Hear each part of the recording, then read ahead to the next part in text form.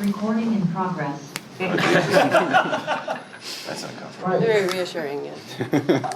Welcome to the opening of the second annual Platypus Affiliated Society West Coast Conference.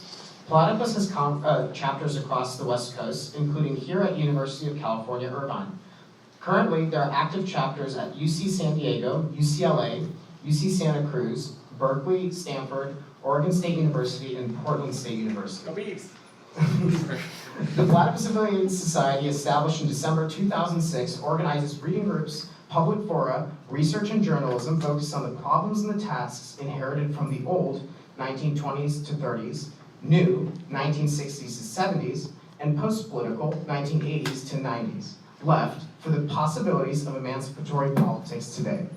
Each of the chapters hosts weekly events. At UC Irvine, there's a reading group Fridays at 6 p.m. at the Humanities Hall, room 108, as well as an informal meetup to talk about politics, the left, and ideas on Tuesday at 6 p.m. You can learn more about these events and the chapters at the Platypus website, platypus1917.org. Finally, we invite you all to the 7th Annual Platypus International Convention in Chicago on April 4th to 6th. Now let me turn things over to our moderator, Anthony Melthalos.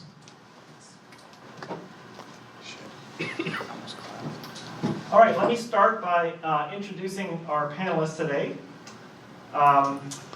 Ben Burgess is a Jacobin columnist and the host of the YouTube show and podcast, Give Them an Argument.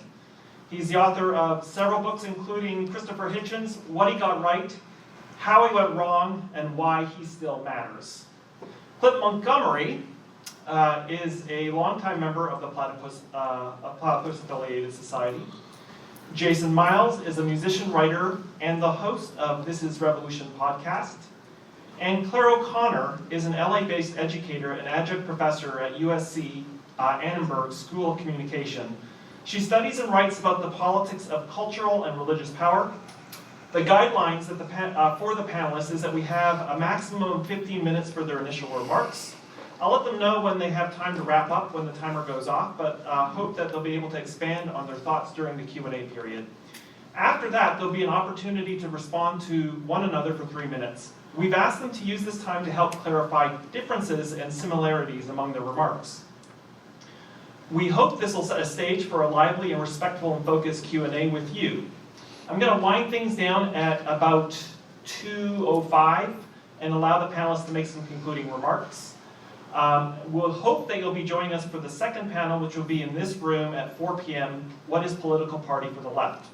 We've asked the panelists to respond to the following prompt. The crisis of neoliberalism inaugurated the 21st century. The Bush administration, following the 2001 terror attacks on the economic hub, the World Trade Center, expanded the U.S. government's role as world police, both abroad and at home, through its war on terror. Far from delivering change from the Bush presidency, the elected Obama-Biden ticket was the continuity and expansion in managing the political and economic crisis of neoliberalism, further seen in his response to the bailout of the banks responsible for the 2008 recession. The twin populist insurgencies of Bernie Sanders and Donald Trump in 2016 and 2020 seized upon the resulting discontent and expressed a crisis within the established political parties. Sanders sought to counter neoliberalism with a return to New Deal-style management of the state, but the Democrats ended up with Joe Biden, whose Inflation Reduction Act failed to translate into new political vision for the Democratic Party. Trump, in contrast, appears to have reshaped the Republican Party into a vehicle for a capitalist class to broker a better deal for the workers, make America great again. The present moment recalls the emergence of neoliberalism through the presidency of Ronald Reagan. Against the crisis of the Fordist state capitalism, the Reagan administration appropriated the so-called neoliberal thinkers such as Hayek and Friedman, who championed Adam Smith's vision of civil social cooperation and freedom of workers and enterprise against the Fordist state capitalism. The crisis of the Fordist state capitalism, however, did not so much readily translate into political tasks for the left. Some on the left understood neoliberalism to be continuous with the post-war Fordist state, for example, Ernest Mandel's conception of late capitalism, and David Harvey's idea of post-Fordism. The movement of labor and capital was still administered by the Fordist state. Distinctively, others on the left have opposed neoliberalism for over a generation through a defense of the post-war welfare state, through appeals to anti-austerity and anti-globalization. Regardless of these self-understandings, the growing discontent with neoliberalism is giving rise to political realignment, demonstrating that capitalism remains a political problem of the economic organization of society without having the ability to overcome its crisis. Does the 2024 election express the workers' desire to fulfill the gainsaying promises made in the 1980s? And have new political promises tasked the left in a way that needs reconfiguration from the past? The 20th century began with the crisis of Marxism, whose political task of overcoming capitalism was subsequently never realized. In the shadow of the millennial left's attempt to intervene in their generation's greatest crisis by reaching into the fundamental struggles of the old left, has it deemed Marxism necessary and able to show the way forward in the 21st century? To start with, can you, Clare, do you mind starting with remarks? Absolutely. Thank you so much, Anthony. Thanks for inviting me. And it's great to meet you, Jason and Ben and Clint and all of you. I want to use my remarks to think through an important narrative tension that underlies our conversations about the crisis of neoliberalism. In one shared narrative, in the simplest terms, neoliberalism refers to an historical process that we trace back to the 1970s that imposed an economic turn for the worse on working people, poor people, organized labor. In another shared narrative that dates to roughly the same period, the mid-60s, the overturning of Jim Crow segregation and the introduction of the Civil Rights Act, the Voting Rights Act, and other things, related advances, ushered in an ascent in social rights. How do we make sense of this tension? After the first Trump election, historian Donna Murch flagged this question by recalling how, when there were still unionized jobs, Black homes were being firebombed. The prevailing explanation for Trump's success at that time was that he had tapped into the rage of a working class, by implication white, that had been left behind by neoliberalism, i.e. the Rust Belt, where once there were union jobs, but now there's rust. What Murch was pointing out in 2016, and what we must again revisit, is the fact that white popular rage was just as present at the height of US industrialism. Of course, this doesn't disqualify the impact of decades of neoliberal deregulation and austerity. It just reminds us that this isn't the only story about the last half century. Obviously, we want to take seriously how labor unions got smashed in the 70s and 80s. And take seriously how at that same time, women and people of color were just starting to count on workplace protections that they didn't have just a few years earlier. There's a lot of good scholarship about this tension, and I recommend Donna Murch as a strong place to start. I want to organize my reflections today, though, around a specific prompt to which panelists were invited to respond. We received several. A prompt that helps me, and I think might help others, engage with this historical complexity at a more personal and visceral level. Here's the prompt.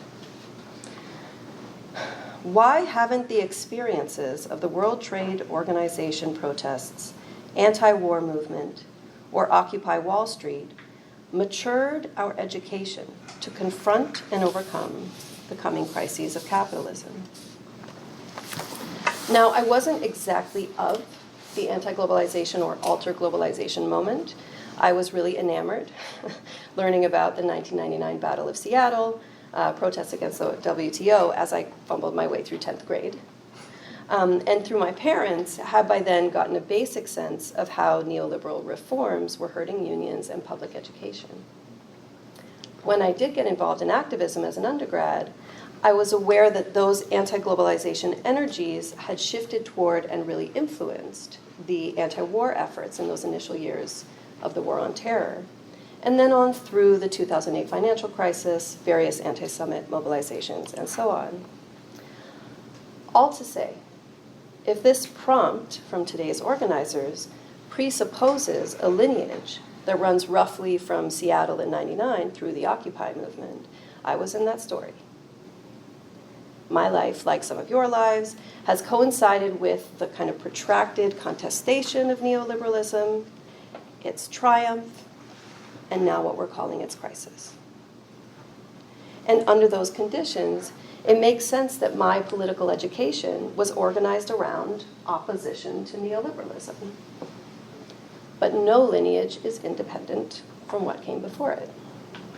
My political education, centered as it was on neoliberalism, was shaped just as much by activists' enduring identification with the New Left, and with that long 60s climax of 20th century struggles. This identification took the form of disavowal, as often as respect, to be sure, but it provided both the dominant historical frame within movement spaces where I was active and a practical task to honor and improve upon the best inheritances of the New Left. That new, in New Left, of course, designated a break from the old left of the 20s and 30s. And both, albeit with lots of internal difference, had distinct ways of looking at the world.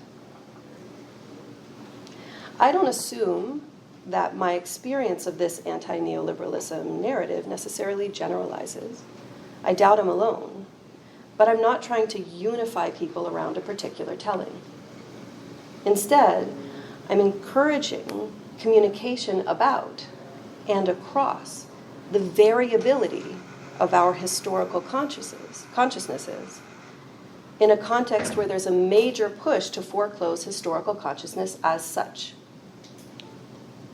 Even a pretty crude sketch reveals the scale of what we're up against.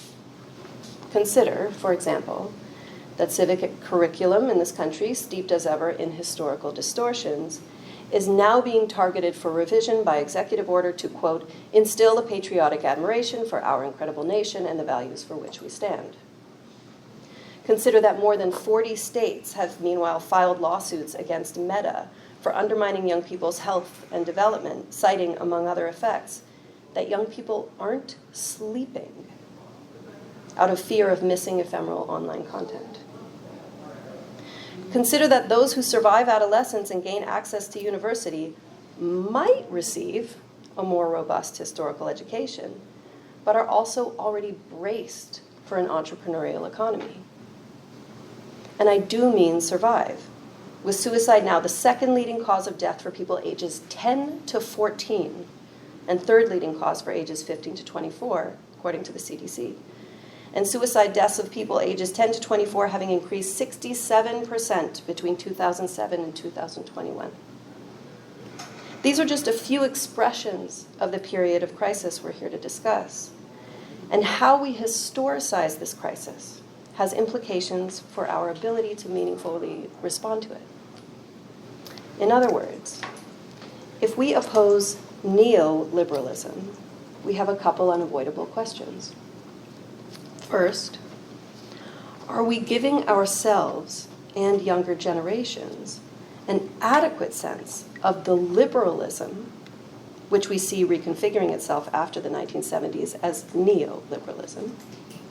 And second, what precisely are we saying is bad that started in the 1970s that was not bad before? We shouldn't be fazed by Trump and others in their assault on historical consciousness, but we can't counter it by clinging to any one narrative. In my own efforts to think through what was illuminated and what was obscured by my taking neoliberalism as a dominant frame, I've come to the question of how to forge a stronger historical consciousness. It's a huge question. But as the would-be defenders of national myths kind of intensify their myths unraveling, a lot of people will be searching for deeper roots. Many of us can feel that what we called neoliberalism, as it took shape in the 70s and truly globalized in the 90s, is giving way to new patterns. And we, too, will need to adjust. And it isn't just widening our frame of opposition to, say, encompass the classical liberalism of the 19th century or the much wider colonialism since 1492. It's also finding positive intergenerational patterns in which to anchor ourselves. The traditions that go just as far back and further that can offer countervailing forms of strength. Thank you so much.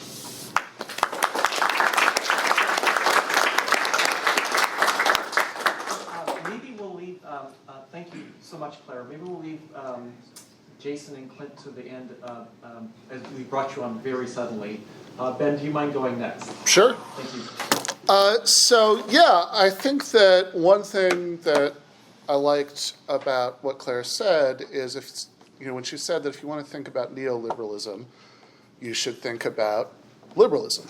Right? So, if neoliberalism is the revival of something, right? Anything that's neo is that, right? If they're making a remake of Evil Dead, right? Then you can't really talk about that without talking about the original.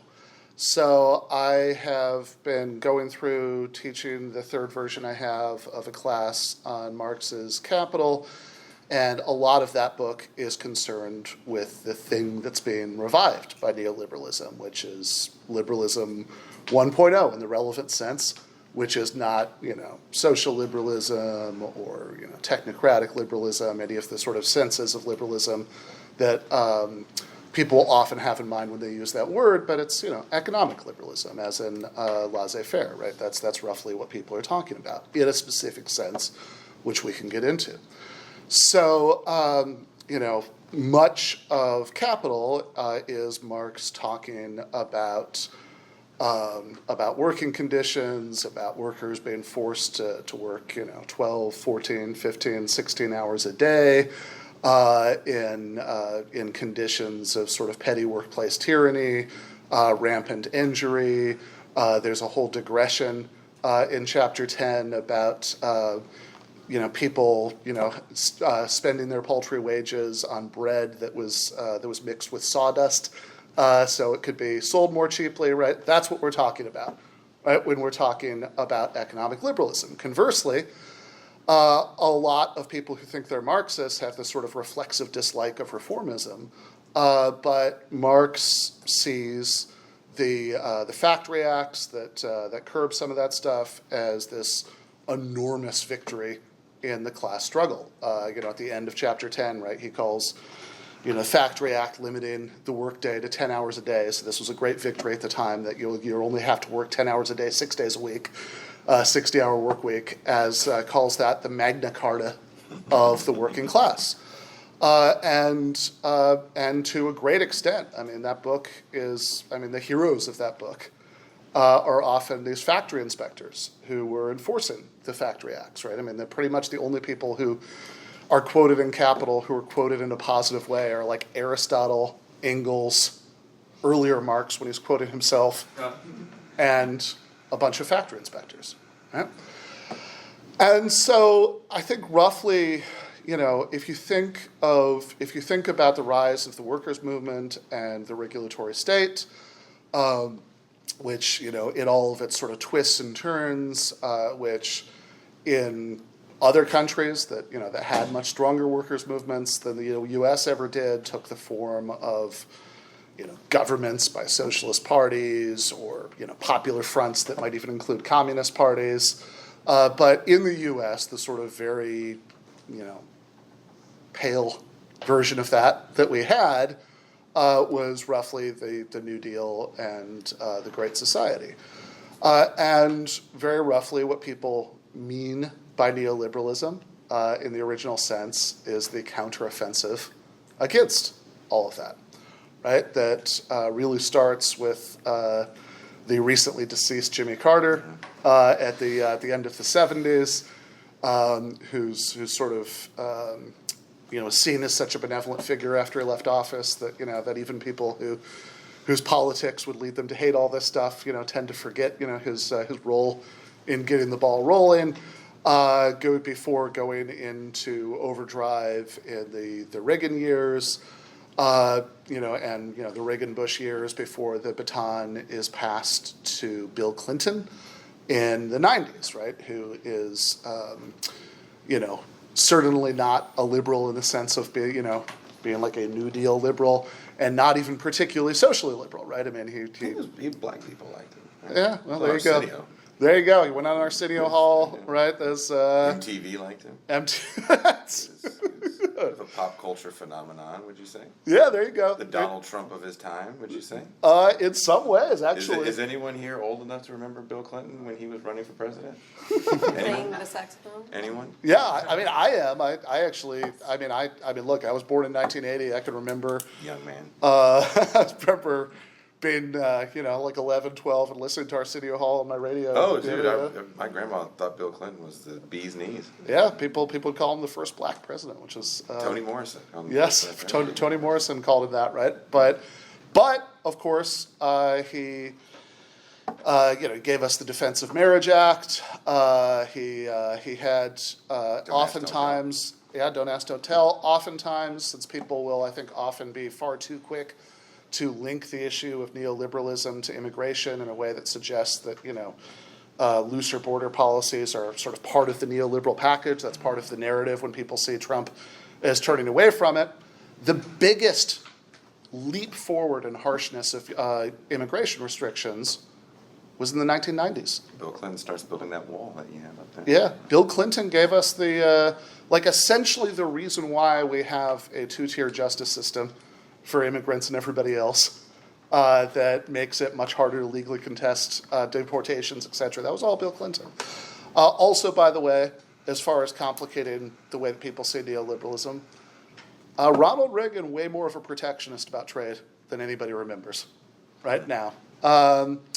So I think that the stuff about protectionism, about borders, I think these are somewhat secondary issues. I think the main thing that we talk about neoliberalism, is not liberalizing trade per se, right? There's certainly plenty of that, but it's not that. It's certainly not liberalizing borders necessarily.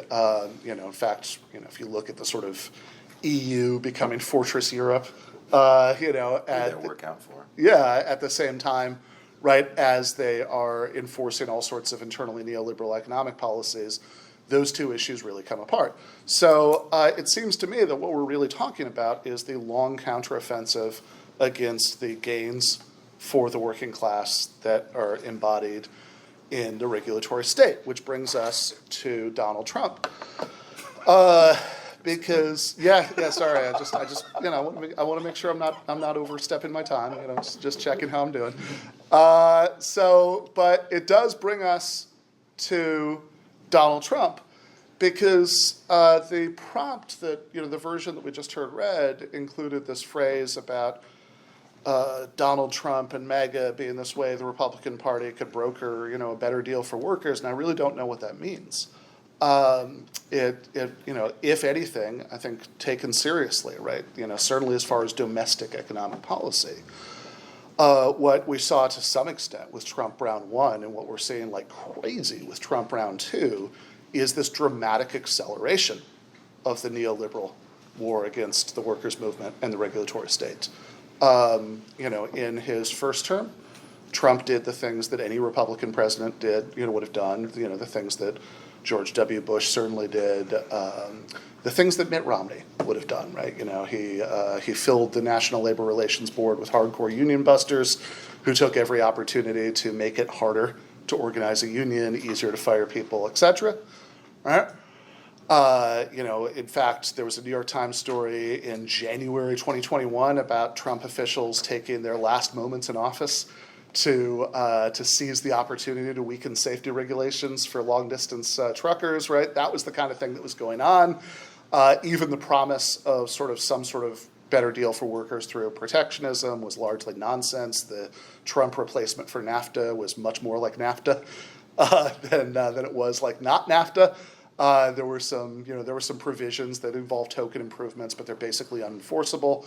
The biggest changes have to do with harsher crackdowns on intellectual property violations. And so that was round 1.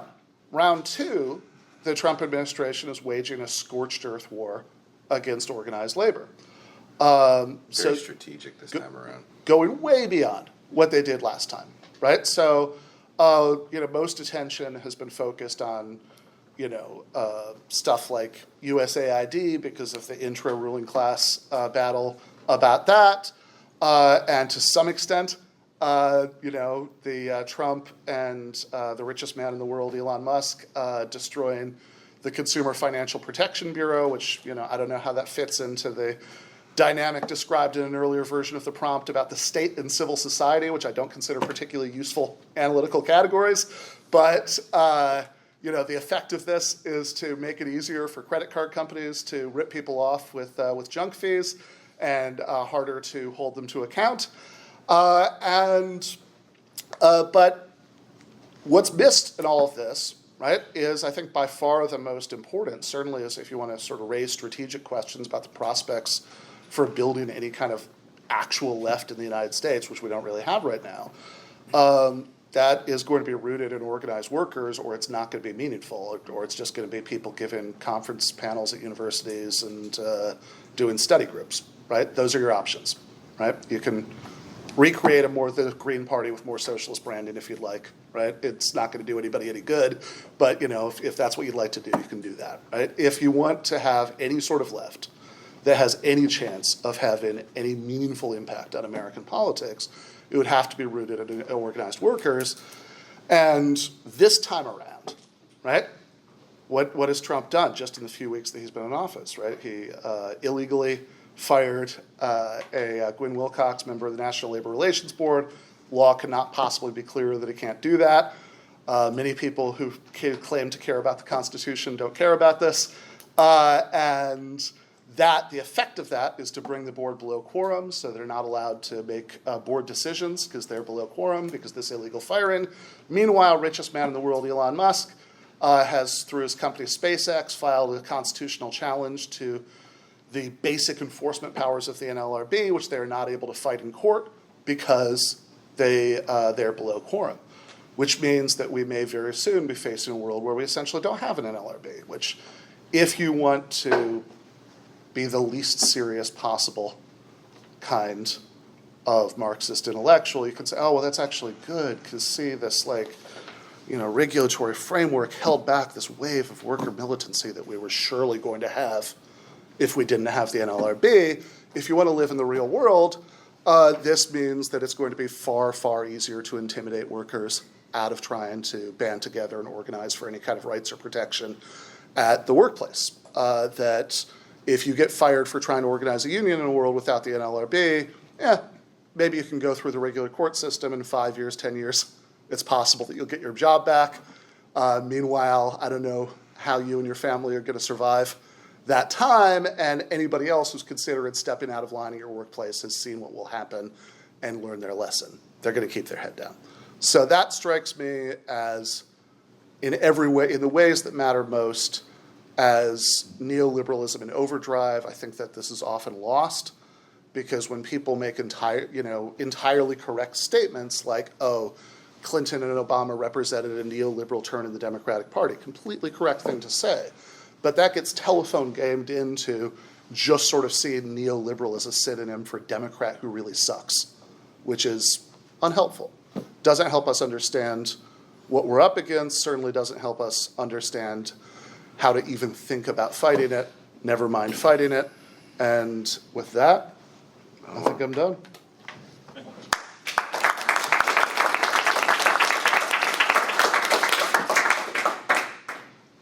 Take it away, Jason. What he said.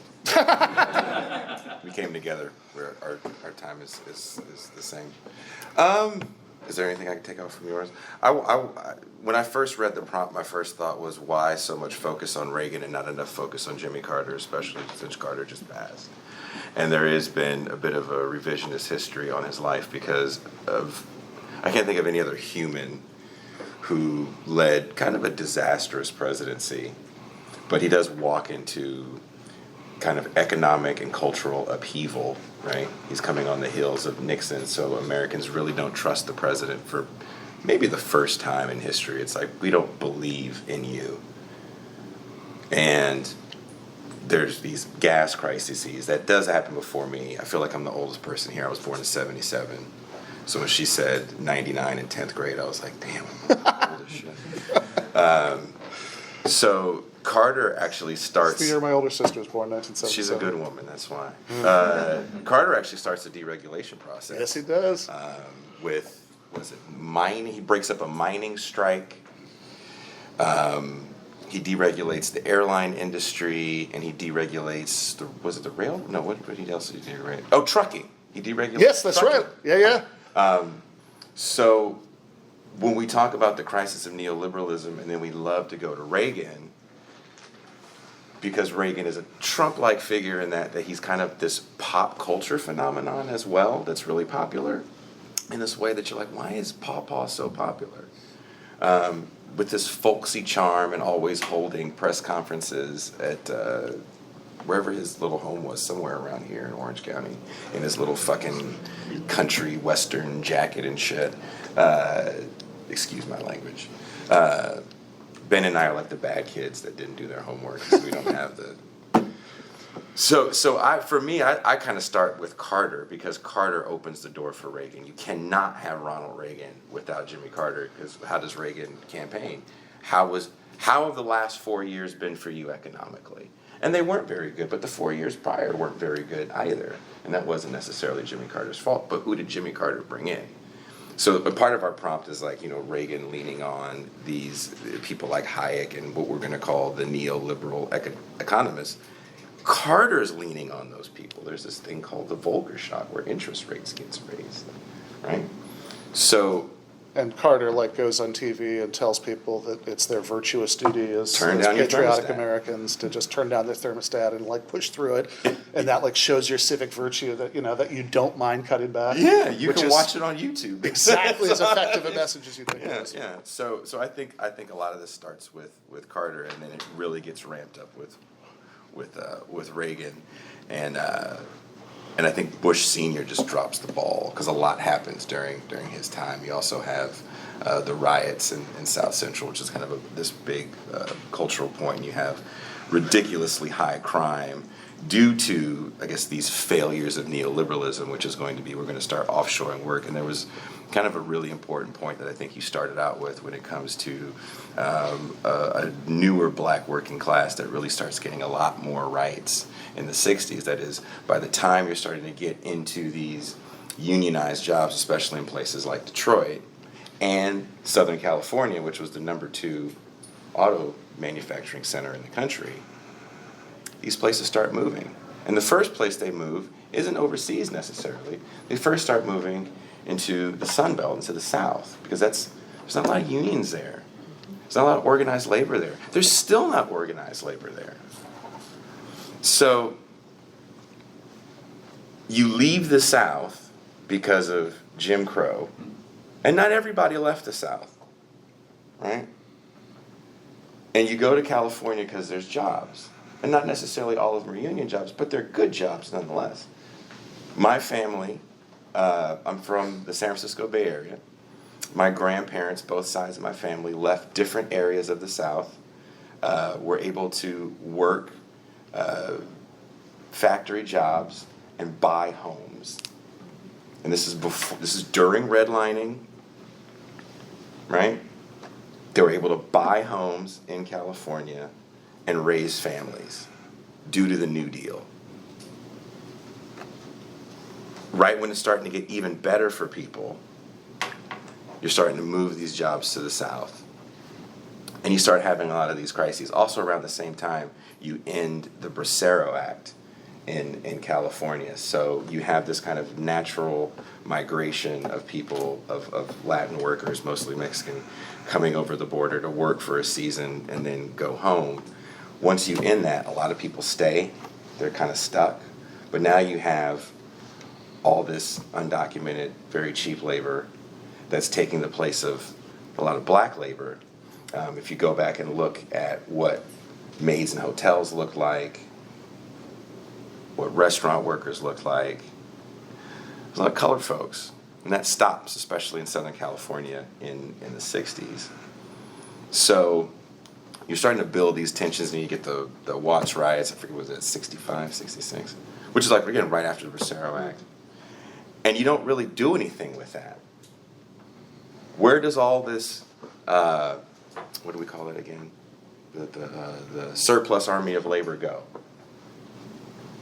Well, you had all these movements in the 60s of the Panthers, and you have offshoots of those. And you kind of already have gangs. We'll call them gangs for all intents and purposes. Call them gangs for all intents and purposes, especially after the end of the Panthers. And by the 80s, with an influx of cheap cocaine coming from South America, these gangs become an instant distribution network for your product. Think of crack houses like little outlet malls, right? Where you can get bargain prices for your for your drugs. And these things become a way that you can make money, because we forget that black and white, when you have a good labor market, you can fuck up. You can go to jail, you can have some offenses and get a good job and buy a house and raise a family. My family, it was fuck ups. My dad pimped and sold drugs and was still able to get a job, a union job, once he straightened himself out and own a home. Can you do that today? No. So the outlet for a lot of these guys was these illegal markets. These illegal markets made tons of money.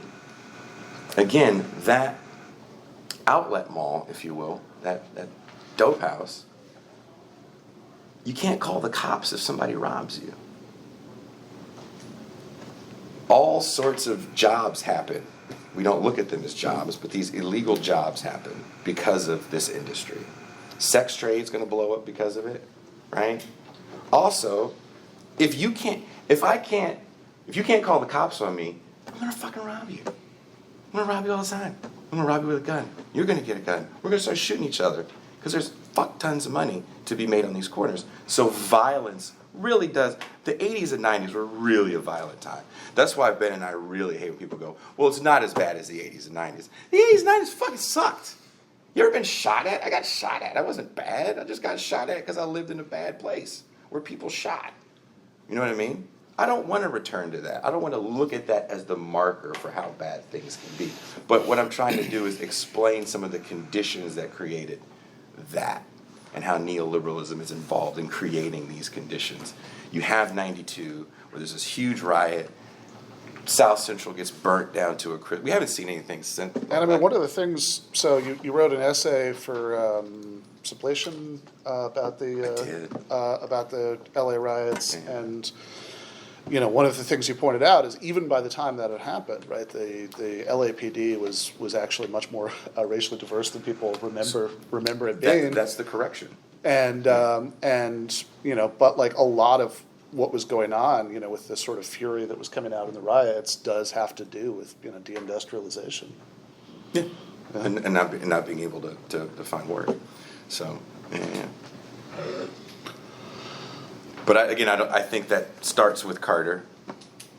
I mean, we could go back to Nixon if we really want to and say a lot of that starts with Nixon setting up trade agreements overseas. But really the deregulation, I think, starts with Carter and gets totally ramped up during Reagan. And he's able to really take advantage. Those two administrations, I think, the 8 years of Reagan and then the last year of Bush, is really able to take advantage of the violence that's happening in major metropolitan areas. DC, New York, Baltimore, Chicago, Southern California, where I'm from, the Bay Area. Just, you know, crazy. Where you're from, Detroit, that place was insanely violent. And you can get a lot done. I mean, if you look at where we are today, we're not anywhere as violent as we were in the 80s and 90s. I don't think anyone here is literally afraid to go out at night. You might not like certain things you see, right? We're seeing the crisis is unfolding in a slightly different way because the biggest drug dealer is no longer, you know, some guy that's a character in that show The Wire. It's CVS. You know what I mean? So you're not afraid of CVS. But as housing becomes more expensive, as work becomes more precarious because we are losing a lot of worker rights. I mean, this state, my state that I love so much, even though I live in Mexico now, Proposition 22, before Proposition 22, there's Assembly Bill 5. And the biggest part of Assembly Bill 5 is that gig workers can't unionize. That was supposed to be the olive branch. Well, look, just give them a little bit of rights, but the effers can't unionize, and you can, do what you want to do. And then what happens? They still like, no, it's not enough. It's not enough. We have to make sure they never identify as workers. This is just a platform for drivers and riders, and whatever other gig work there is that involves an app. And a lot of us have been reduced to gig work. I don't know how many teachers have to do gig work on the side. I don't know if you guys do gig work on the side. And to know that you can't even organize yourself in any sort of way to have rights, I mean, that's kind of the victory of this movement of neoliberalism, is to just kill you at every level. It's at 15. You got 3 minutes left. Shit, okay. I don't know what else. Just start telling jokes. I don't know, yeah. Clint. Yeah. There you go, Clint gets 18. Well, I'm going to preface my remarks by kind of preluding the response round to kind of point to some things that I think can be some interesting jumping off points for discussion. One of which is that, Clare, you were talking about the alter globalization protests, Seattle leading up through Occupy, and that sort of early moment of the millennial left. And Ben, you were talking about organized labor. So I was wondering, so one question that I would raise is how you both sort of evaluate that legacy within like this millennial left moment of the earlier kind of millennial left from Seattle to Occupy, and then the later sort of the Bernie campaign, the rise of the DSA, and then after the Bernie campaign, this sort of turn to trying to like enter the factories, and for the intellectuals, this kind of 70s repeat of the intellectuals proletarianizing themselves to do union organizing. So I was wondering if that's one question I would sort of raise for both of you, is evaluating that legacy of the millennial, or not, the legacy, or really, the millennial left in that sense. And then I guess, sort of bound up with that, the legacy of the new left, because you were definitely talking about how that you were trying to realize the best of the new left. You pointed out these two sorts of, sort of intention moments coming from the 60s and coming out of the early 70s, of both this sort of reassertion of economic dominance of capital, but also protection of social rights. The entrance of racial and ethnic minorities, women. People, really it brings, the entire working class of China and India online. So like more and more people are now being brought into this, this sort of, the labor pool, so to speak. And so like the new left did actually have a critique of the New Deal state. It's authoritarian. It's stifling of possibilities. It's statist. It's hierarchical. It's racist. So the New Left also had a critique of the New Deal. So I was wondering how you would also evaluate the New Deal, and kind of, and then really like that legacy of the New Left per se, and what kind of moment the New Left is. I do want to ask Jason and Ben why there was a crisis of the New Deal. Mm-hmm. Like why, is it just, so it seems like Ben was sort of, it sounds to me like we have just like liberalism, which is like the 1870s, and we have this like blimp, and where liberalism seems to mean, I'm hoping you can correct in the responses, where liberalism seems to mean just the absolute exploitation of workers. We're putting sawdust in the bread. And then we have this sort of blimp where we have the activity of the workers, the 30s, the CIO, And then something happens that why can't that kind of stay together? And then we're back at it again. So it's the neoliberalism that you were both emphasizing. And I was also kind of curious, so how do you both see, why does the New Deal come into crisis? Why does the Fordist, Keynesian, Rooseveltian state sort of come into crisis in the first place?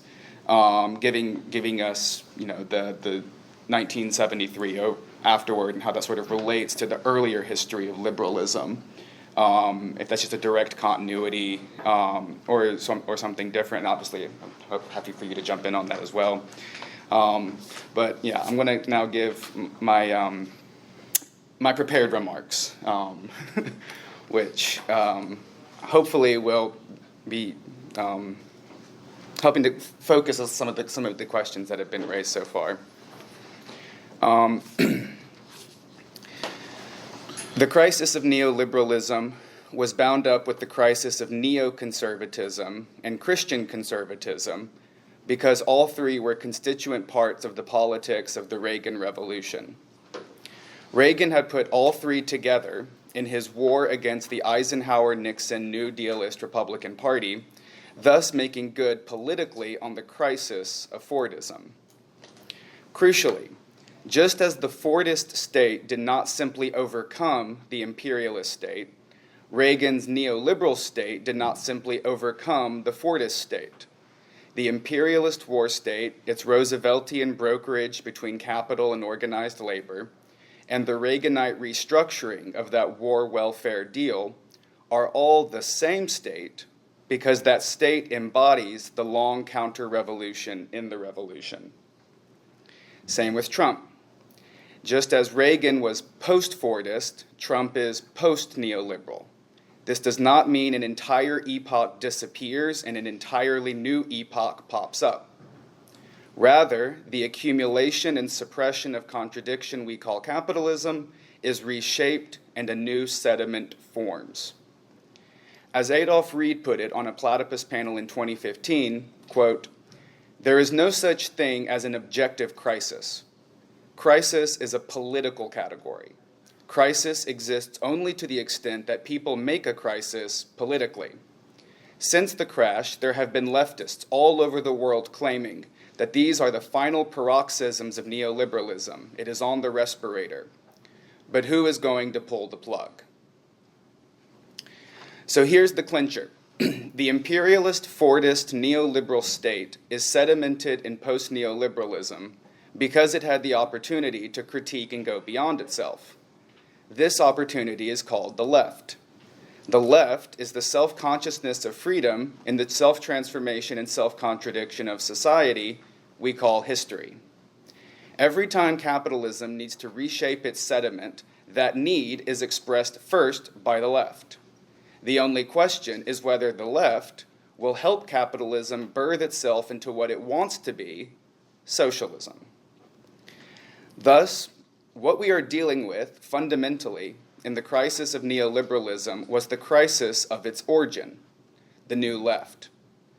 The revolution to make good on the crisis of imperialism had ossified in the war welfare states of social democracy and communism, not to mention the Democratic Party, which had always been counter-revolutionary. So the crisis of the latter two, of Leningrad and Washington, was signaled by intellectuals at the end of the 1950s saying we need to refound the left. Khrushchev had denounced Stalin, so history seemed open. The left could dissolve its past and rewrite its history as the history of its own necessity. The Civil Rights Movement and the Vietnam War threw the ruling Democratic Party into crisis. The new social movements found new subjects outside the factory workers. The students aimed for politics. Horizontalism was proclaimed against hierarchy. And all this ended up in the McGovern campaign of 1972, i.e. in a reconsolidation of the Democratic Party on the basis of 1960s radicalism.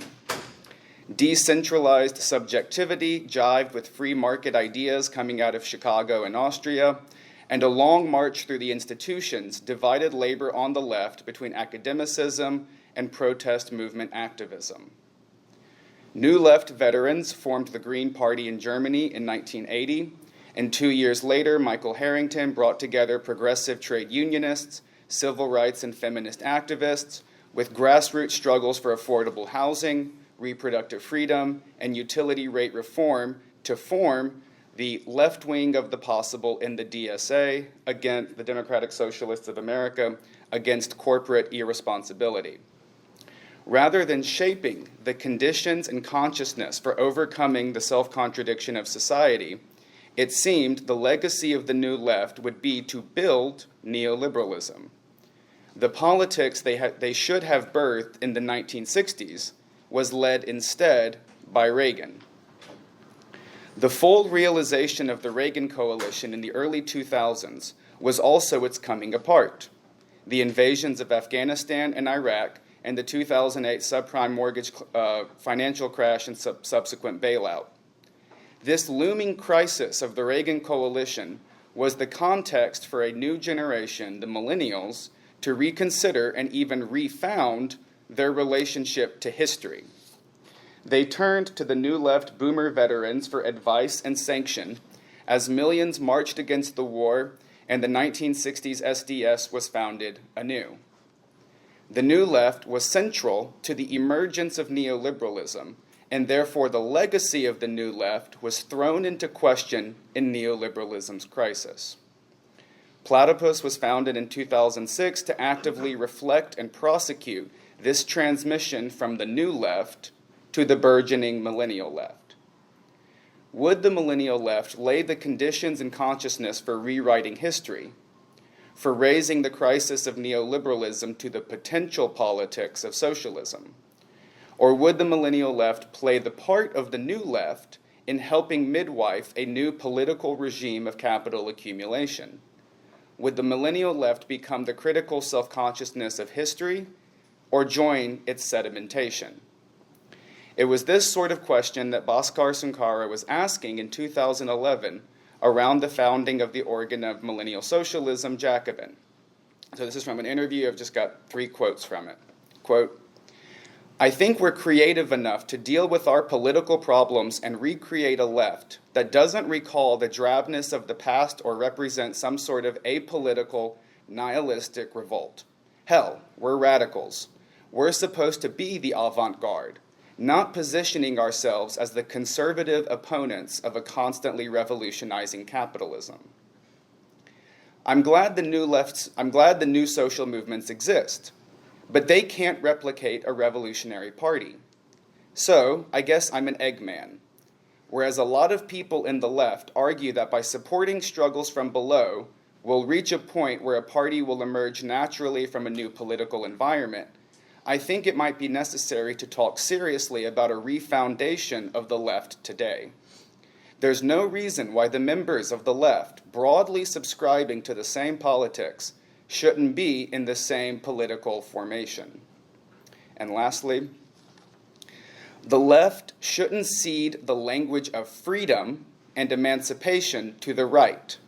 Naomi Klein, at a panel hosted by the Platypus-affiliated society, critiqued Milton Friedman on the grounds that he was a utopian ideologue, mentioning that she didn't think that there was any great need for grand projects of human freedom.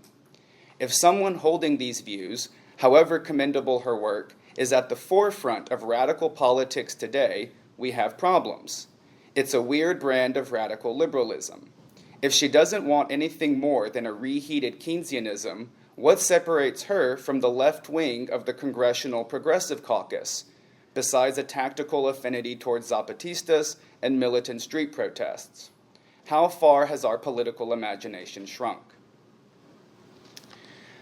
Bhaskar gave this interview a month after thousands of protesters stormed the Wisconsin state capitol and a few months before thousands more occupied Zuccotti Park. New left sectarian groups like the ISO and British SWP recruited fresh blood from the protests, leading to their own crises of purpose over the next 2 years. Questions of party and movement, revolutionary politics and thought, class independence and class consciousness resurfaced from the 20th century. Bhaskar addressed this conjecture in 2013 on a Platypus panel. It has been said that we, Jacobin, are visible reminders of a long-forgotten socialist tradition, which would define us politically somewhere in between Leninism and the Democratic Socialists of America. By 2015, the DSA appeared to be this meeting place between the Radlibs and the Leninists, as the senator from Vermont raised a cry of protest inside the Democratic Party, calling for it to return to its New Deal roots. The sectarian organizations liquidated into the DSA, and the DSA resolved itself into the left wing of McGovernism it has always been. Unfortunately, this process happened under the name of socialism, thus adding yet another generation to the sediment of capitalism. The crisis of neoliberalism returned to its origin in the New Left, and rather than going beyond this origin, followed its trajectory lockstep. The legacy of the millennial left is thus the total historical disorganization of the left and Trump.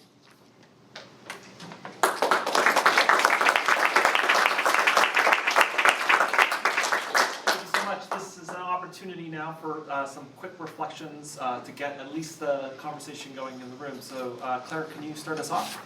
I can try. I guess my main reaction is that the abundance of questions we're grappling with, and the real, the extensive description of this panel, for instance, where there were elements that I wouldn't use, the twin populisms. I don't know if we would agree, actually, if we unpacked it, that the Sanders and Trump campaigns in 2016 represented twin populisms, right? That abundance of questions and confusions is where I'm at. I have a profound feeling of humility in this moment, and my focus on generations younger than me, because I'm younger than you, but I'm a 40-year-old woman with 2 kids, okay? I'm thinking about young people and what they're coming up into and what their opportunities are going to be for education, for thinking about things, for connecting, not just with language, the language of socialism and communism, but with basic scrutiny of the story they're told about their country and where they're from. I'm encountering in my classrooms at the university level, where, for the record, I'm an adjunct. These jobs are not great jobs, okay? We're unionizing at USC. We unionize the grad student workers, okay? But I'm encountering among young people coming out of civic education in their high schools, completely oblivious to the role of the United States in the world, really.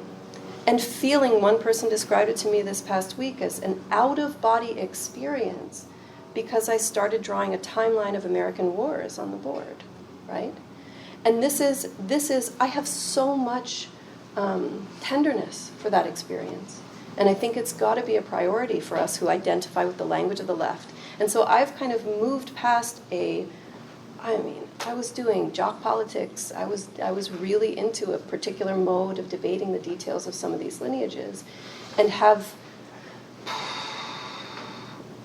had to revisit them really carefully. That spirit of '68, right, that I was taught through my father, really, through my parents, and then through the movement spaces, that I was taught to honor, that I do in very deep ways, right? That is recent in the history of our species, good people, We're talking about still a very narrow historical time frame, and the people I admire most are trying to push back 1,000 years to, say, the First Crusade on Palestine, to try and make sense of what we're doing here, okay? And I'm saying that as someone who has always struggled with, remembering dates, with actually thinking about what was happening at the same time when something happened. I suck at that. And I've had to push myself so hard to be able to develop that type of historical capacity for historical thinking.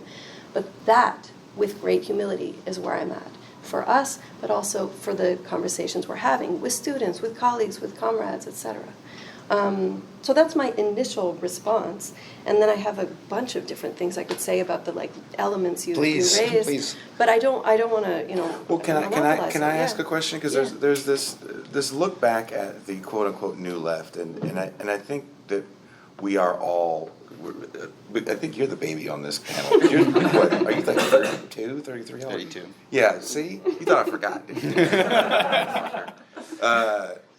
But there's a lot of branding when we talk about these moments in time, and we can only think of this stuff as branding. we are the platypus, we are the new left, we are the this guy, and I have this kind of thing on my social media that says I'm cooler than you because I have more hammers and sickles and flags. But if you think about Never trust anybody who has any flag on their social They're a media. cop. I don't care what it is. You're a cop if you have a flag on your But unless you made up a cool flag. But and speaking of, Joshua Citrelia actually did really good work on young people and their political affiliations and this idea of branding and all these different kinds of flags of all these different ideologies. But I'll try to be brief. So when I think of the New Left, the thing that I think of most is certain failures that come about in a cult of personality. Because there is a fine line between a movement and a cult. And we have to remember that. There is a fine line between a movement and a cult. And if you think about these people that really wanted to change the world, the spirit of 68, there's this moment after the 60s, after the fall of the Panthers, the Weathermen go to prison, right? Where you have in the late 70s a radical moment still. And there's these cats out of, I think they're either North Carolina or Duke. And they end up going to North Carolina, to Greensboro, North Carolina. And this isn't talked about in history too much. You guys seem smart. We're in a college campus. You probably know about it. But there was a massacre that took place. So these doctors, literal physicians, quit their jobs to go work in factories, on the factory floor. They didn't take management positions. They went to go work with regular people to go organize in the very unorganized South. And in doing that, they encountered racism. They encountered the Klan. This is still 1979. The Klan still exists, but it doesn't exist the way we think it exists. It's kind of on its last legs. But when we think about infiltration, everybody loves to think, oh, COINTELPRO. And you know what they were infiltrating to? The Klan and white supremacist organizations. All the time. Those are the guys with guns. Who here owns a gun? You got, fuck yeah. But seriously, if I'm a cop, I'm not scared of you guys. I'm not trying to sound like an asshole, but who here has been in a fight? There's no Jan 6 happening in this room. So who am I scared of, right? So I'm infiltrating these hate organizations that are armed and that are violent, whatever, drug trafficking. So they put up these signs because they believe that the big evil in organizing isn't the bosses, it's the Klan. And we have to stamp out racism. We're going to stamp out racism once and for all. There's still identity-based, and that's still a problem in a lot of our left circles, this identity base. And even within the black people in the party, they go, maybe you shouldn't have a death to the Klan march. That might not be a good idea. And they're like, no. It'll be fine, because fuck them. We went out and said, fuck the Klan. They didn't do shit. So we're going to have a death to the Klan march. And we're going to do it from this side of the street to this side of the street. And one of the black organizers says, well, we probably need guns. We can have guns here. It's totally legal. We can't. I'm not going out without guns. We have to have guns. So they go to the police department to get a permit for the protest, because that's what all of us good leftists do. We get permits for our protests. We go ask power to give us permission, right? So they go, and because they know if we go do this without a permit, they're going to shut it down right away. We want to definitely let the Klan know that we F them. So the police department has just hired this new black guy in a senior position, and they tell him, don't give them a permit unless they promise no guns. So they're like, we have to have guns because we are saying death to the Klan. They're like, we can't give you the permit unless you have no guns. Fine, no guns. So they're trying to figure it all out. Okay, well, maybe we'll have some people, we'll walk this way down the street, and we'll have some people on the porches, and we'll have our guns, because we can't just go around saying death to the Klan, and we're hanging the Klan in effigy, and we're beating, there's little kids running around beating the shit out of these fucking Klans, right? So a Klansman who is an informant sees the death of the Klan sign and starts calling up his Klan homies, who in turn start calling up their Nazi homies. So this moment is also the beginning of a more powerful white power movement that's not so much just angry rednecks, but also a little more ideologically focused Nazis. And they have a plan.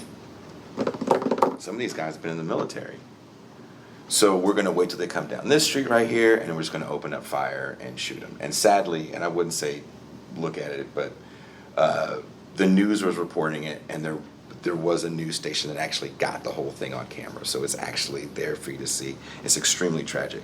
I bring all this up because there's a few things that happened in the late 70s where this utopian vision of the left really falls apart. Jonestown is one, because we always forget that Jim Jones was a socialist. That was a very, very mixed ethnicity group of people that went down and sadly died. That happens. This massacre happens in the name of communism, right? They asked one of the shooters why they did it, because they killed white people. He said, I went to Vietnam to kill communists. Why wouldn't I kill communists at home?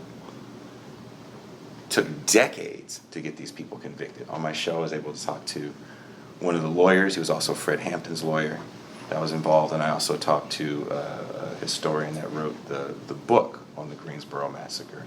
That is a very, very important a book, I think, that we should read when we talk about some of these failures of the New Left. But I think that's a moment where that movement really goes away from on the ground, let's get with the workers. Now, can you imagine? I love Catherine Liu. I stay at her house when I come down here. Her quitting her job and moving to Central California to go pick on the fields? No, of course not. It's ridiculous. But that was those people generations ago, and that's what they were willing to do, and it cost them their lives. And that's, to me, that's really when you see the retreat. I think 79 is a real, 79 and Jonestown at about the same time, is a real moment where it's like we can retreat to academia, we can write books and have study groups. Sounds a lot safer. It's a hell of a lot safer than risking everything. And there's another thing. I remember asking Fred Hampton's lawyers, will we ever see a moment where someone's willing to graduate law school and go defend something they believe for free? And he looked at me, and his shoulders slumped. This was all fair conversation. He goes, no, how could you? You're so saddled with debt. There's the precarity of trying to figure out how you're going to eke out a living. So when we think about this moment, let's not think about it in a very simplistic vacuum. And let's really look at some of the things that enabled people to go say, you know what? I think black people should vote. I'm going to go and drive all the way to the South and be part of this movement to help these people vote. This wasn't going out and throwing some cans of soup at cops and flipping off the dean. This was literally putting your life on the line to make sure that the future generations had a better life, because you could afford to do it. You could take a year off from school and you'd be okay. If it wasn't extremely cheap, it was free. There was jobs waiting. There was a job market that you could go into even without a college degree. In fact, I mean, picking off that point, right? So Clint, I think, was kind of referring to, you know, young socialists today who might get jobs as what they call salts, right? So you have you get a job at a workplace with the intention of, you know, trying to organize a union there, and, you know, don't advertise that fact in advance.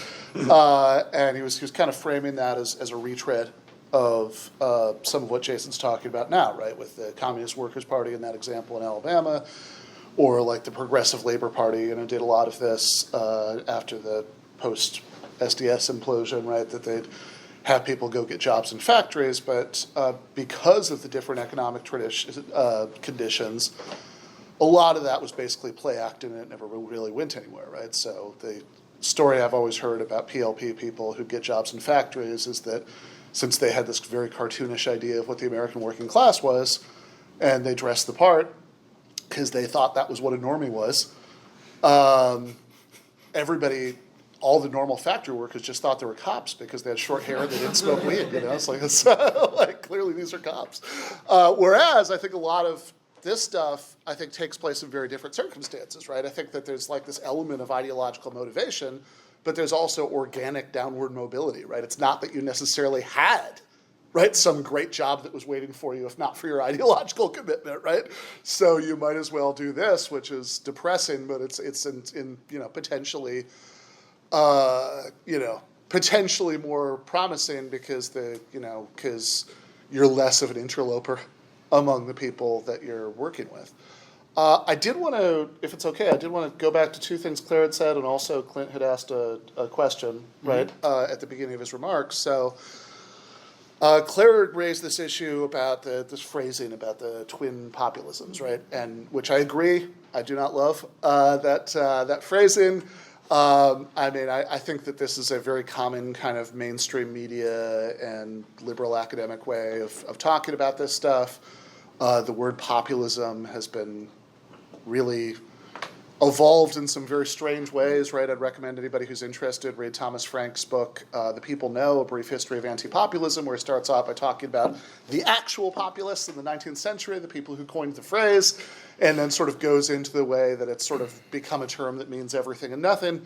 And in particular, I think in 2016, it was often used by centrists as a way of framing social democracy, which is what the Bernie movement was, and right-wing demagoguery a la Trump as being essentially the same thing, right? Oh, this is the left version of this is the right version of this, but it's kind of the same thing. It's really not, right?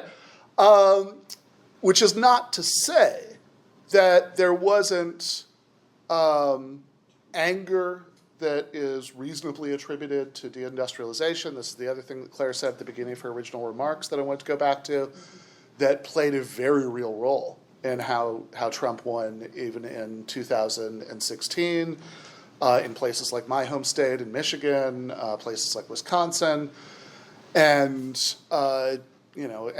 certainly played an even bigger role, right? In 2024 when he was much more successful.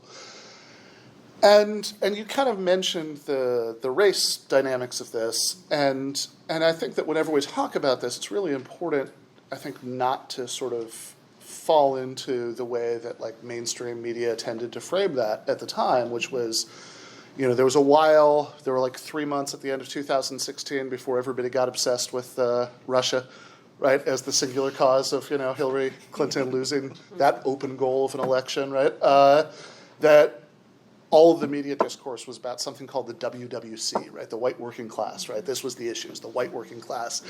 And what always drove me crazy about this is, as Jason mentioned, I grew up not very far from Detroit, right? I got a front row seat to deindustrialization there, and in Youngstown, which is where my grandparents lived, which is like still kind of is a post-apocalyptic movie.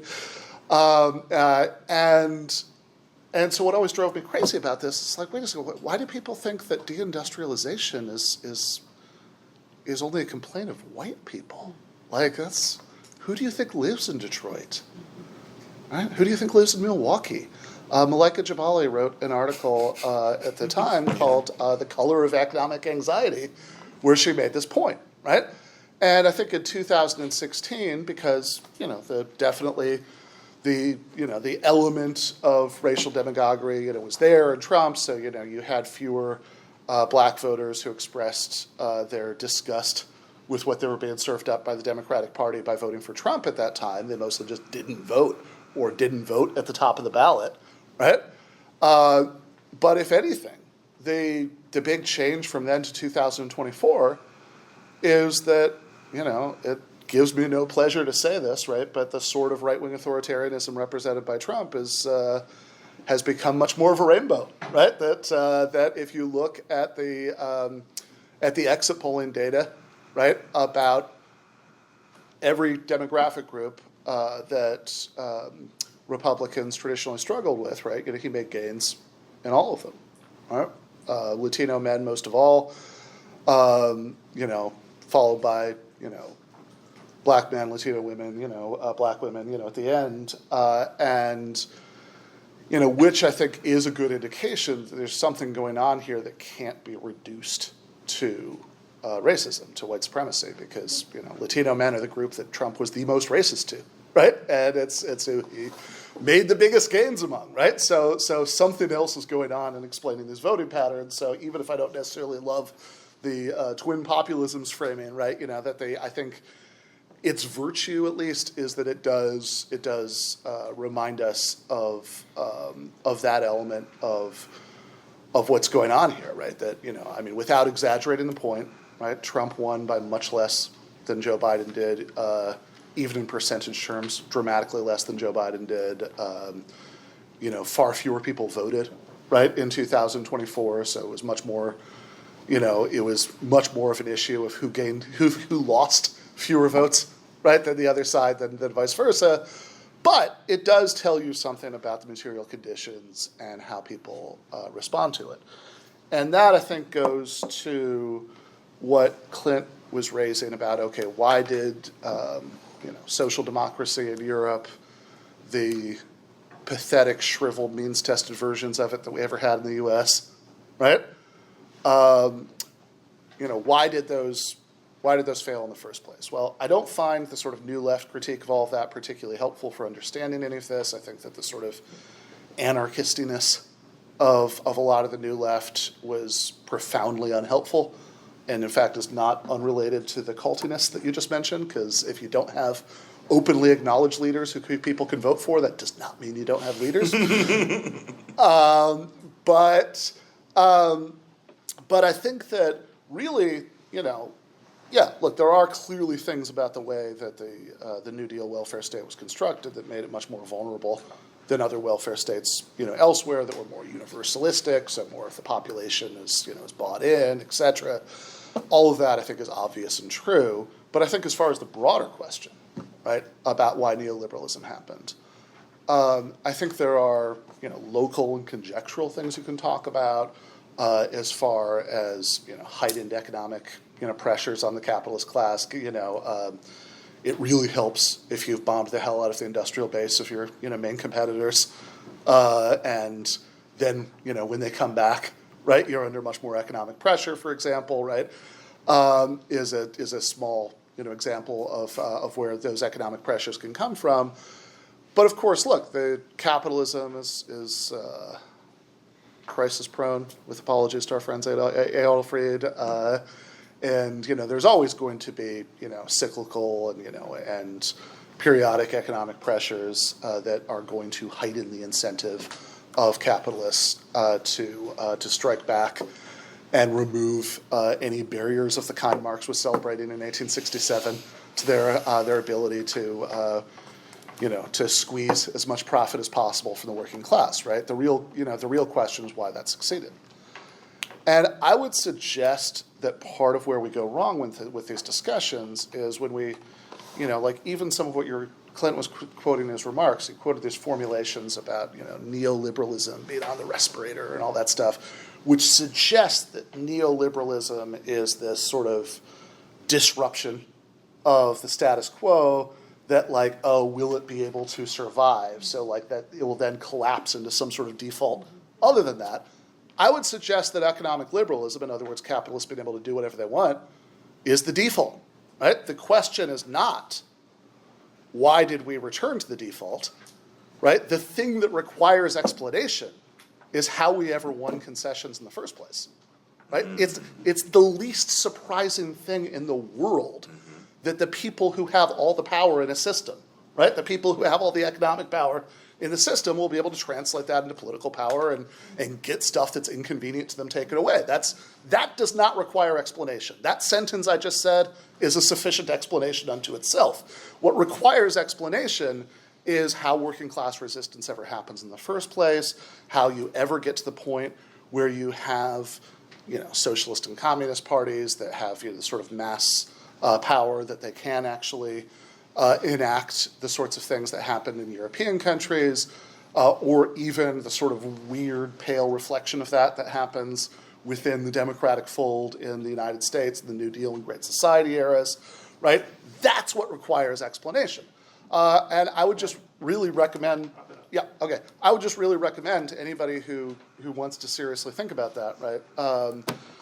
So I think the most useful book that's been published by a Marxist in the last few years is The Class Matrix by Vivek Chibber, where, you know, he argues that a lot of New Left thinkers sort of assumed that economic structures explain why the workers would like rebel, and, you know, why you'd have socialism, why you'd have successful working class resistance, and you need to bring in culture or ideology to explain non-resistance.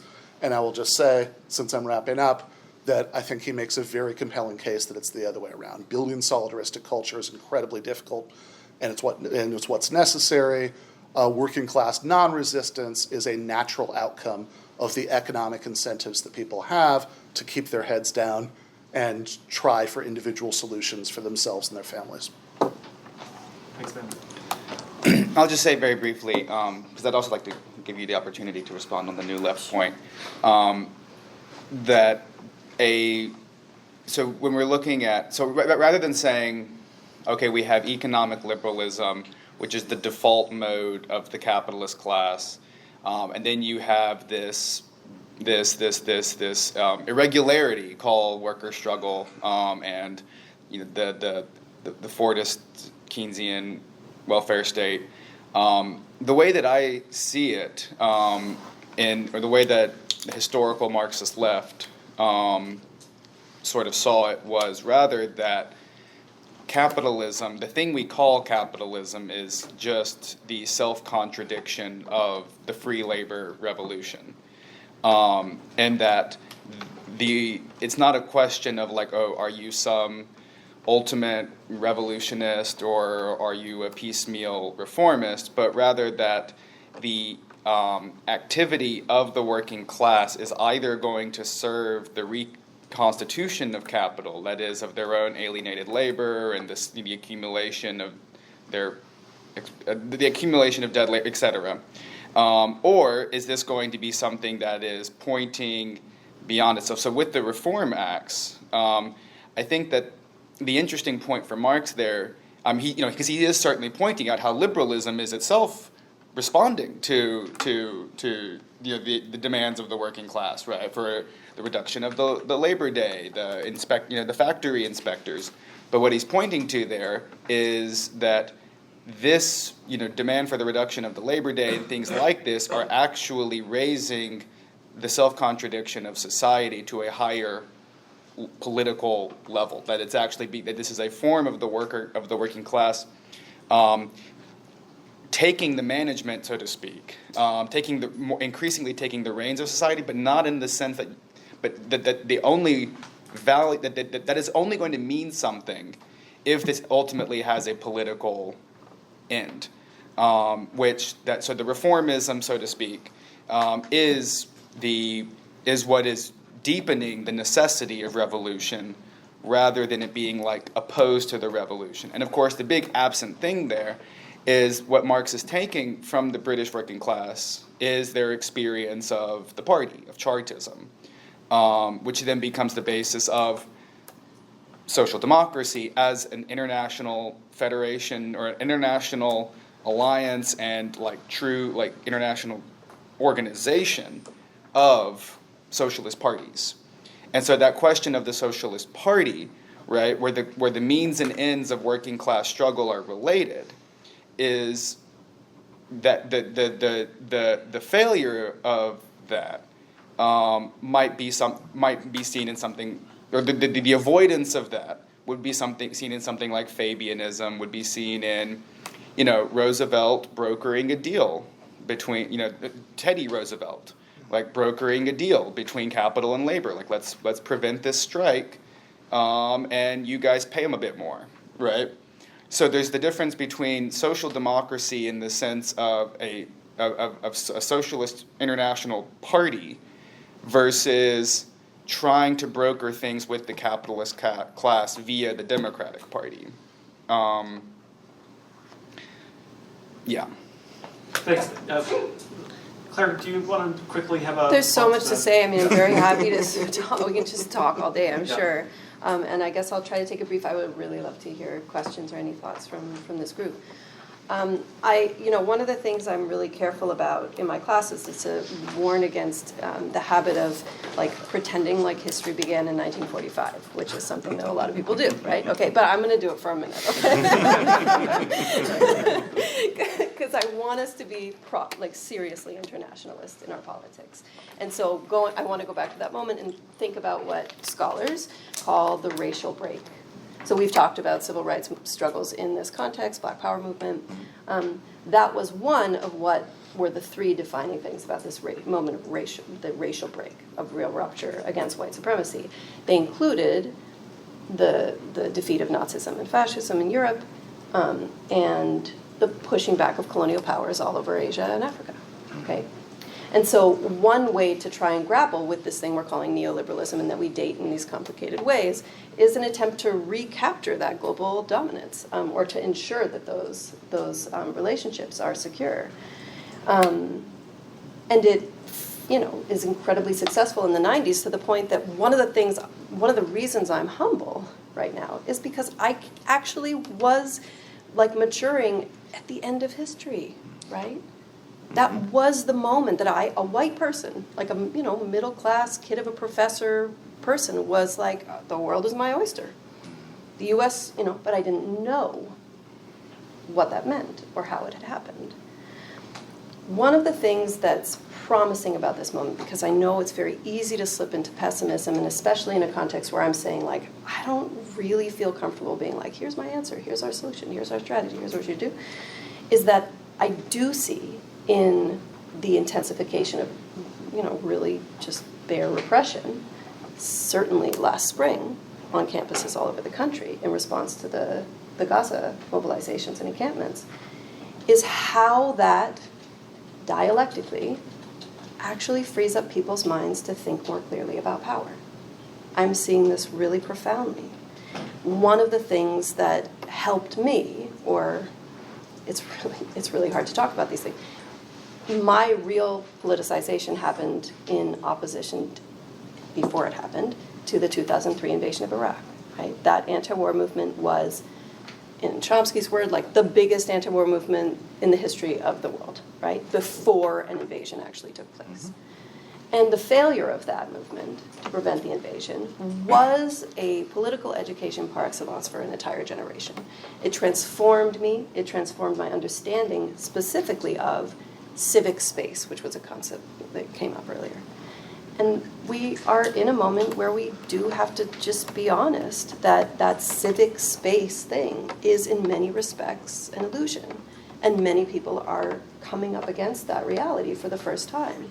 And being able to respond to that with, a genuine support and awareness, not here's my line, here's how my explanation, but like, can you try to unpack what that is for you viscerally, is, I think, really, really important. The experience, and the reason I'm very interested in thinking about religion, the experience has a lot to do with, as I said in my talk, the fraying of myths, that you become conscious of a myth system you've been inducted into.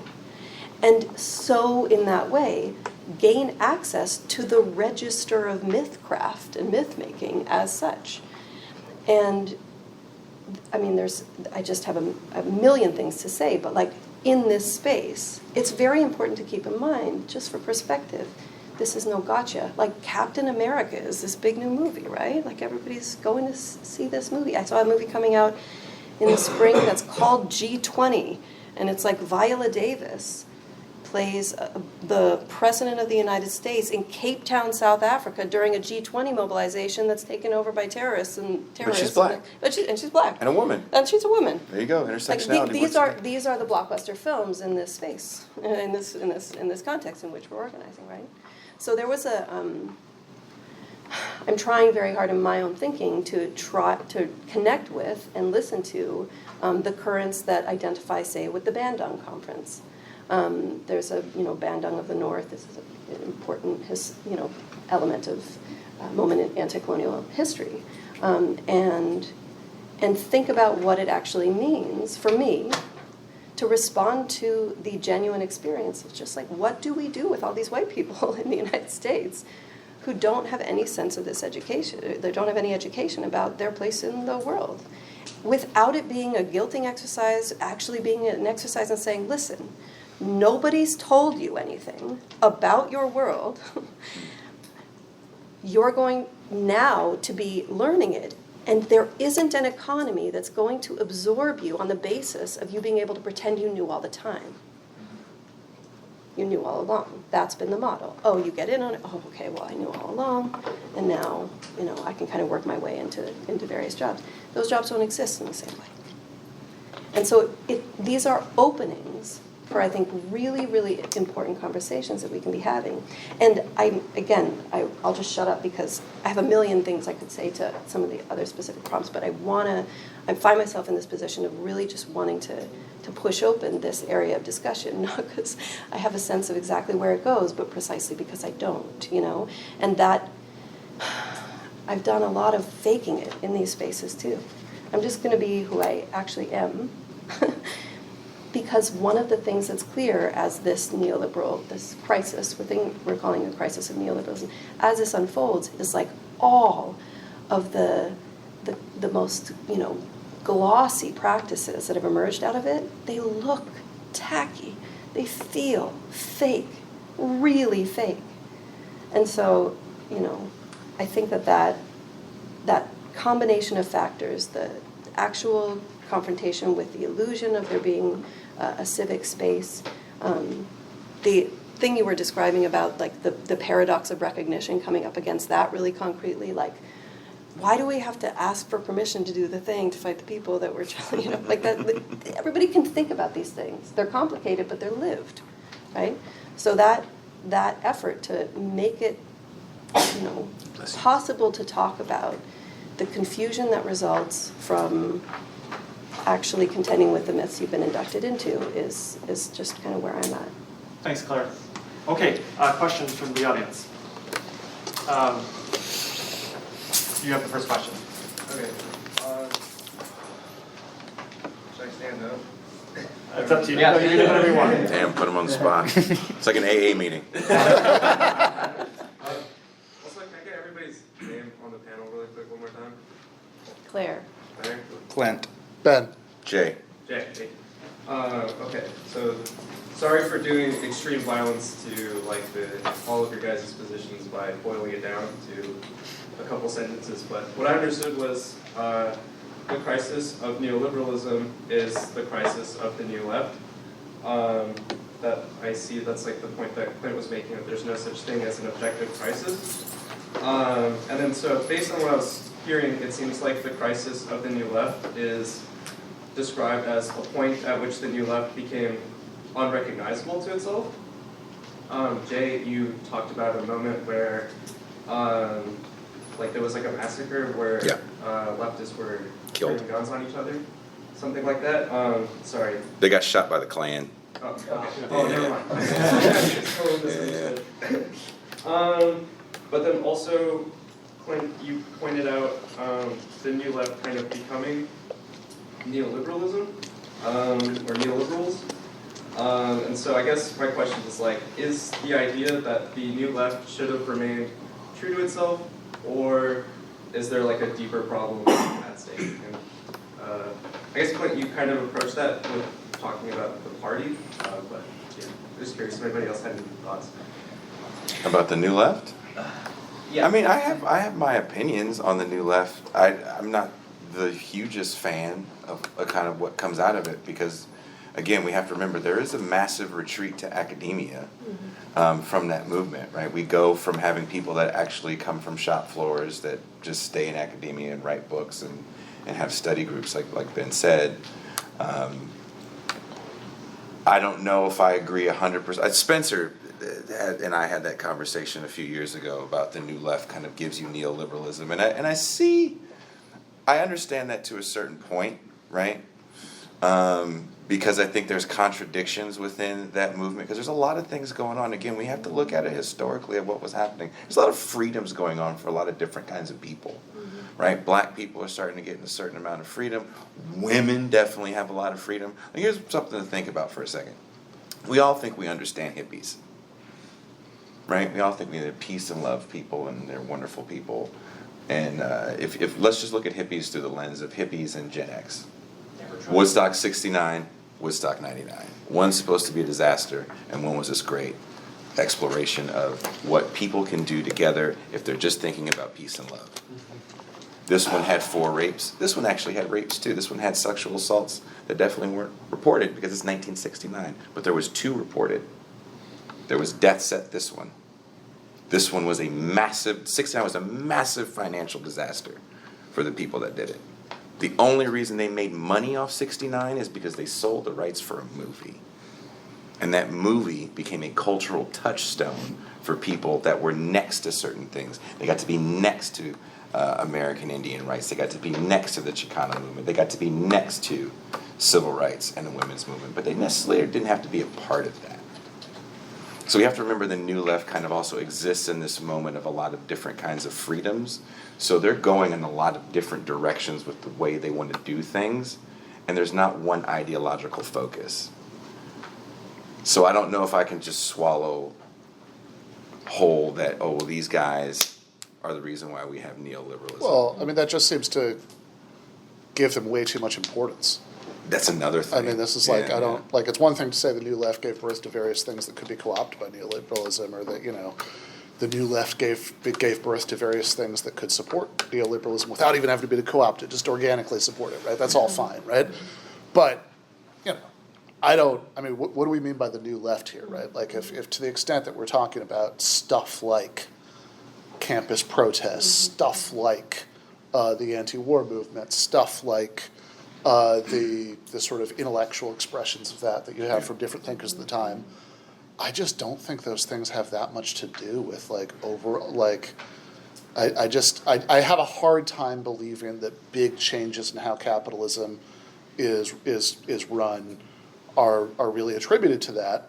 And that's not even a defense of it. I mean, that's just kind of saying, like, I don't think it had that kind of power. But then we have to say it's significant, right? Like, that we have these points of reference and aren't. Yeah. You referred very early on, Ben, to like the absence of a left, right? That we would, speak in ways that are themselves compensatory for that about the past and our, things, the people we admire, et cetera. It was a pretty. But it was also popular at that time. It was there, and there were people we should seriously study and take seriously.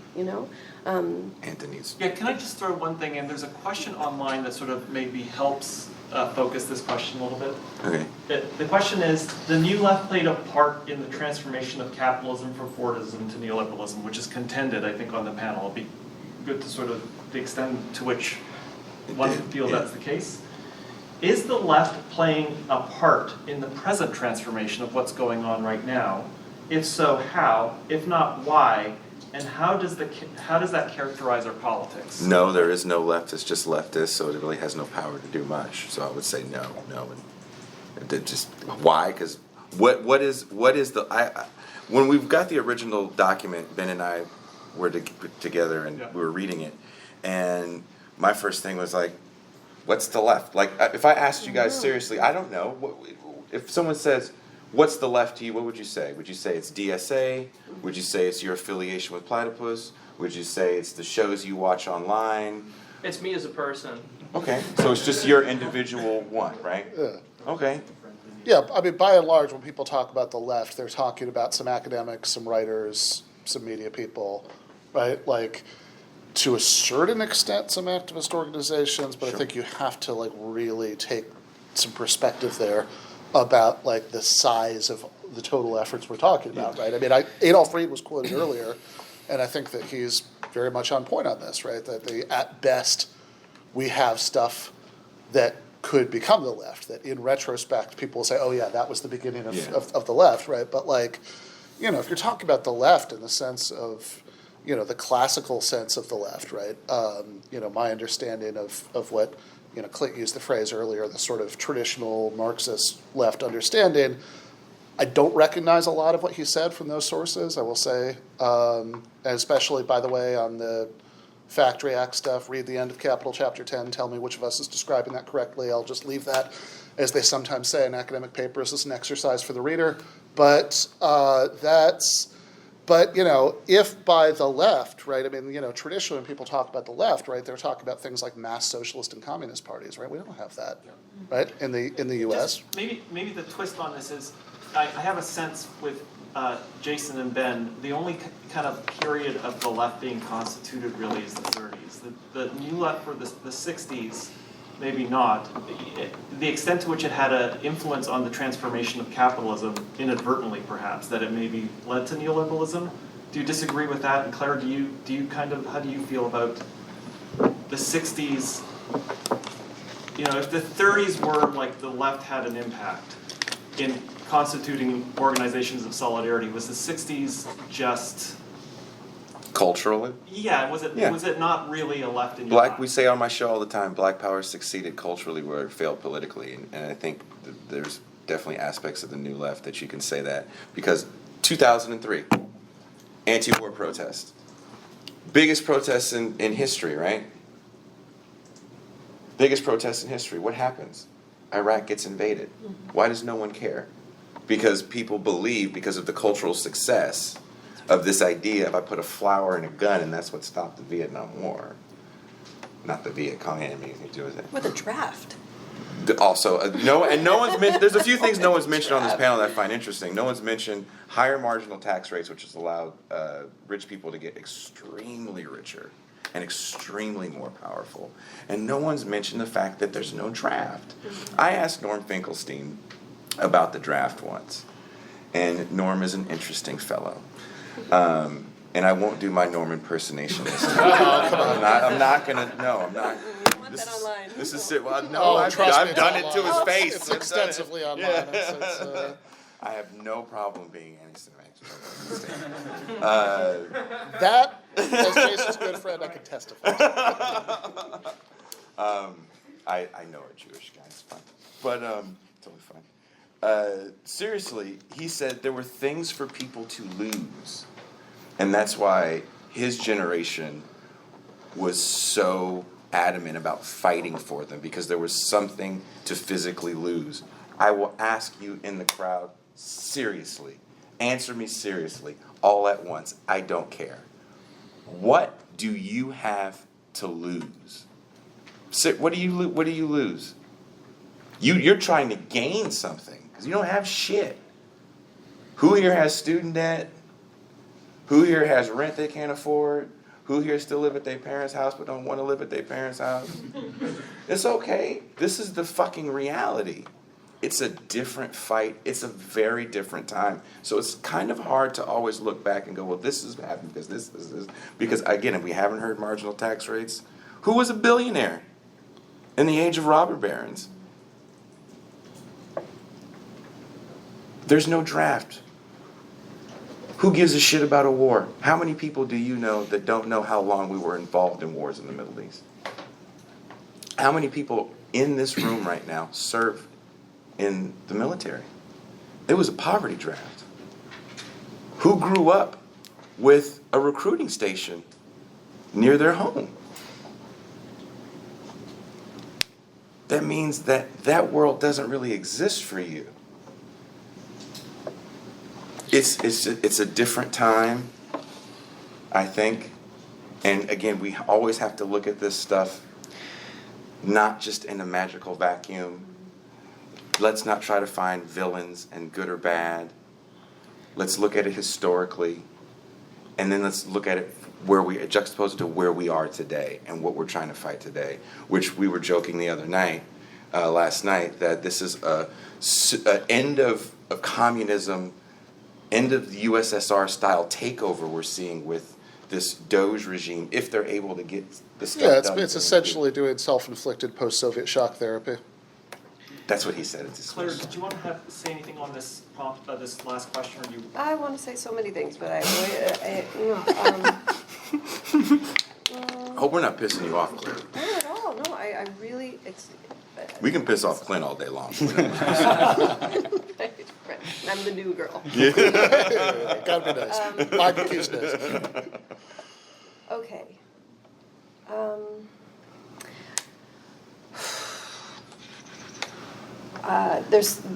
I'm gonna try and be personal because I'm just trying to help people feel like that's okay. Okay? In trying to make sense of myself and who I am, one of the things that's clearer, is that I'm connected to a lineage through my father of like really bookish Jews. And that kind of, I was kind of indoctrinated away from any religious identification, and had the kind of dual exclusion from those spaces of, on the one hand, not identifying with the state of Israel, and so not identifying with a lot of organized Jewish communities, and being someone whose father was Jewish, so based on kind of medieval laws, not an actual Jew. Okay. In trying to actually understand the history of the textual register at which those traditions unfolded, I have just a lot more respect for the seriousness of that kind of intergenerational transmission, which is not about content exclusively, but about thought. So I was taught to think of dialectics and to use the word within a tradition that's not old and didn't come up with that stuff. If you actually dig into these religious traditions, and I'm not proselytizing, right? That play of opposites animates the Talmud, animates these texts that are just full of disagreement. I know it's always a little tricky to kind of pull things in that direction, but I'm just going to keep coming back to this, agree with this point about wanting to, with a lot more patience, just acknowledge that when we refer to any point in history, there is so much going on that it's basically impossible, not least because we only ever have so much record of what was happening because of so many people being excluded from producing their own records, among other things. But like one person can't grapple with that stuff. So these kinds of spaces are so encouraging only if we feel comfortable being able to say, I don't really know what that means. I don't know what happened then. And we are talking with very different points of reference because of who we are. And knowing that lineage, not just one generation back, this is part of the accomplishment of this society, the end of history moment, right? To sever us as a country from our history, right? And to sever us individually from our past. And that's happened through absolute horror of violence, of people being completely stripped from any connection to their families, right? And through other practices of estranging us from earlier generations. And so as we're referring to these intergenerational dynamics with the New Left, I lean toward that kind of, that respect, because actual transmission of your knowledge is really hard. It's really difficult to convey it. So maybe that's a little like meta, but yeah. And I think that's key though, because really all that history is a self-accumulating problem since basically the modern revolution, which is why the question of the left is about taking responsibility for history, the self-consciousness of history as being something more than various forms of barbarism, just kind of reshaping themselves, which is why I think it's a big question as to, yes, we look around, okay, where's the left? But was there a potential at the beginning of the 2000s for the left to have taken a different direction? So, like, in saying these remarks, I'm saying that no, that the millennial left could have actually become something. And so I guess so I do want to kind of draw that back then to because I was going to ask basically what Anthony asked is, okay, so are we looking then to the 1930s as our touchstone for what the left should be today? And I do want to also talk about, just very briefly address this question of social democracy and whether the the end is, I guess, I mean, really, the party. Like, should the left be forming a party? And of course, I'm not talking about like, okay, the various sorts of sectarian organizations, or there was the moment where millennial socialism was posing the question of the party, of a broad-based and organizing the intellectuals, actually going in, but all of that happening in the question of the party, which is what social democracy historically was, and what Marx is finding interesting about the working class, and what he's trying in England, and what he's trying to get them to become, or is the horizon of leftist politics to be trying to pressure either the Democratic Party or the Republican Party, but the Democratic Party into brokering a better deal for labor. And I think that rather than like the question of okay, yeah, just go ahead, go out and like found a party, right? And, but is that a question that should be taken seriously at all? Or what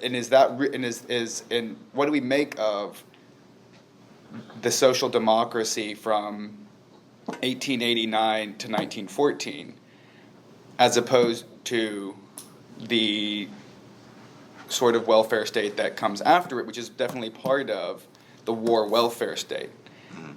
Because the social democracy before then, which is where all these problems are coming from, it was actually imagining itself as the government in waiting. And I think that sort of question is lying at the heart of why we're saying today, looking around, that, oh, the left is just a bunch of individuals.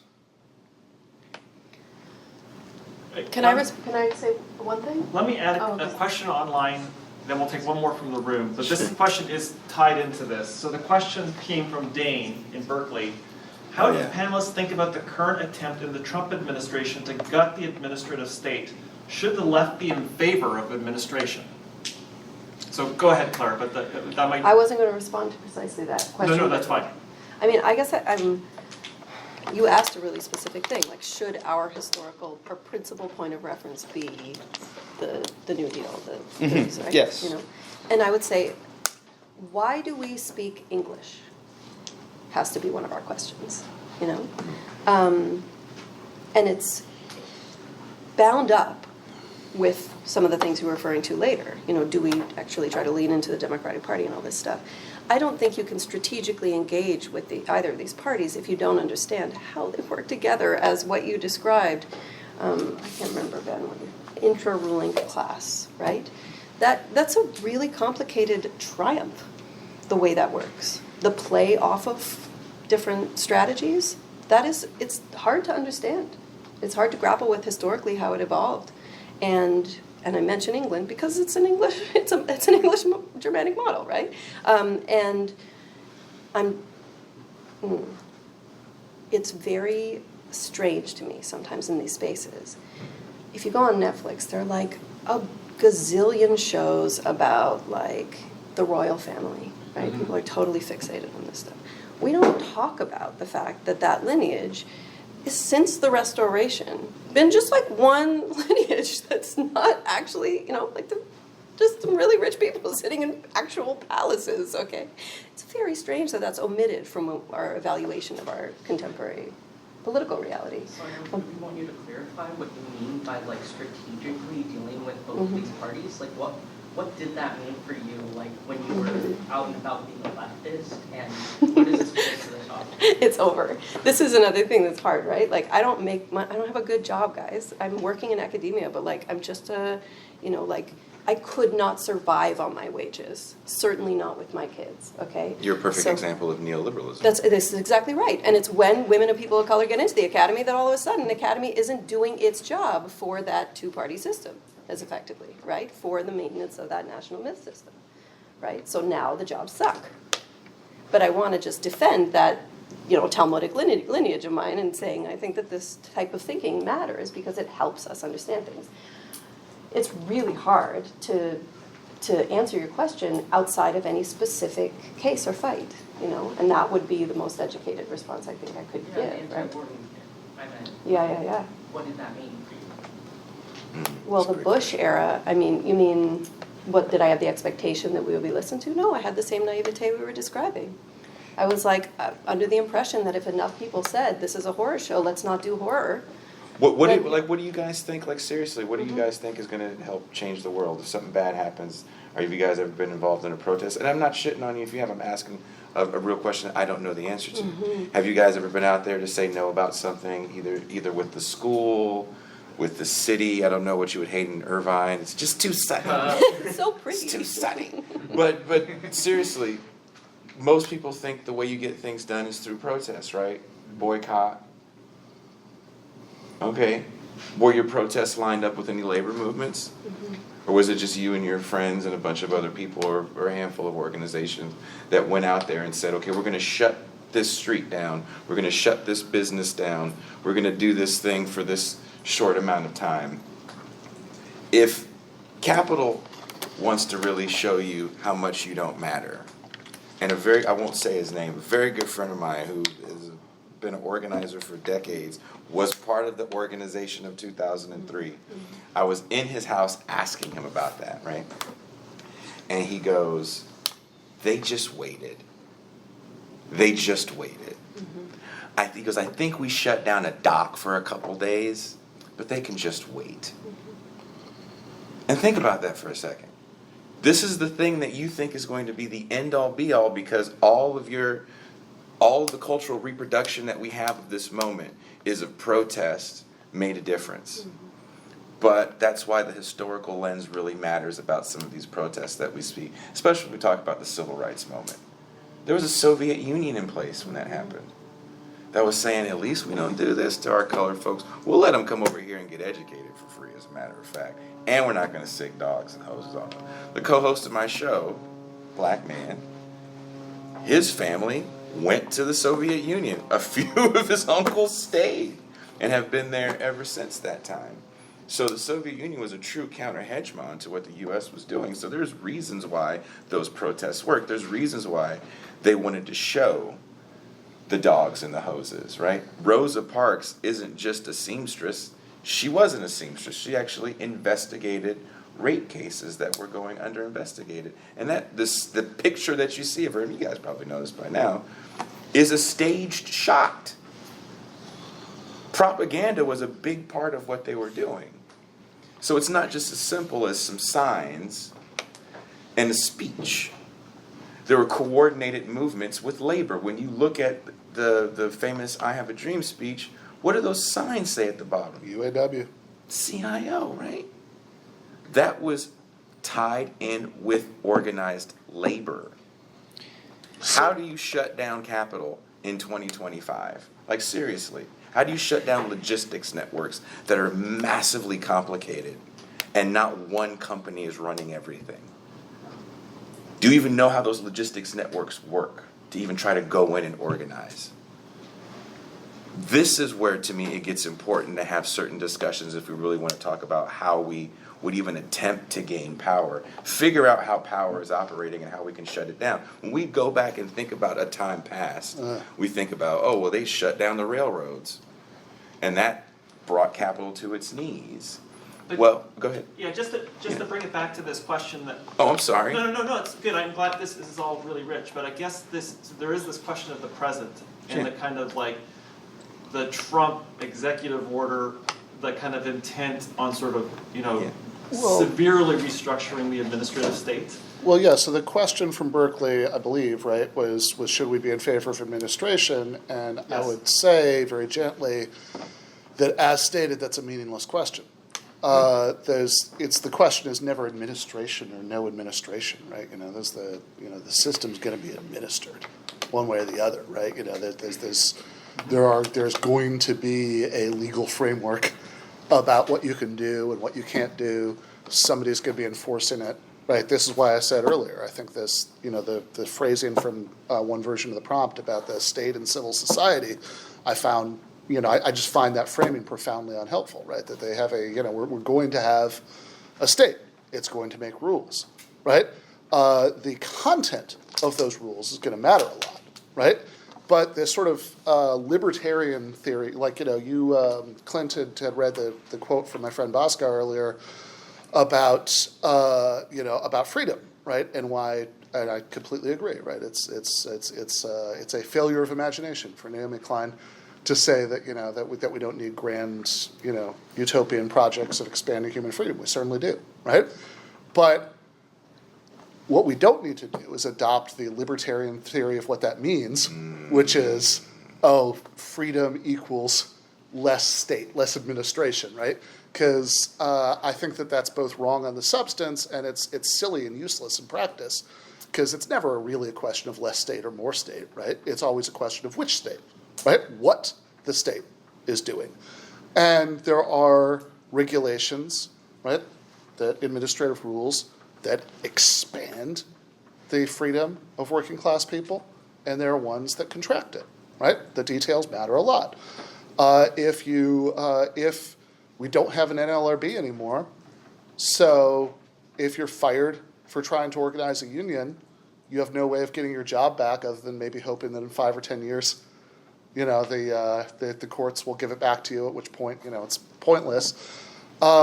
Then you are much less free, right, to piss off your boss. You're much less free to assert your rights in the workplace than you would be without it. And just lightning round, I promise. But because these questions have been on the table for a long time, and I don't want to just leave them unanswered, right? Yeah. There's a question about the 1930s, right? And what I would say is, kind of going back to what Jason just said about, what are your levers, right, for doing anything, right? Well, if you assume that, if you think that the sort of correct analysis is that the lever that ordinary people have to change the system, whether we're talking about short-term reforms, right? There's a question about, is the goal brokering a better deal with capitalists, or is the goal having a socialist party? I think that the party question, trying to transpose those terms exactly from Europe to the United States gets messy, and it's sort of, I think we have to have a more nuanced discussion about that. But I think that the goal should be a horizon that's beyond capitalism, to abolish the system of private ownership and wage labor, for workers to take over the means of production. That's what I think the goal should be. But I don't think you go from 0 to 60 in 2 seconds. I think that there's a long process of building up working class power. That's the only way that could possibly happen. And sure, at various points is going to involve concessions that you win that take the form of brokering deals, like the end of every strike.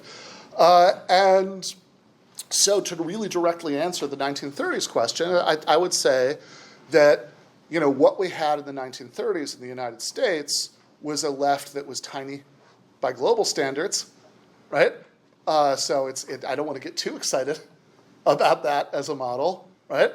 But was the version of a left that we had in the United States that was most rooted in the working class, that to the point that even Trotskyists, right, who are generally people who, anybody who's been around a lot of left politics, will probably instinctively roll their eyes when they hear the T word, right, spoken, right? Even Trotskyists, organized general strikes in Minneapolis that shut down the city, right?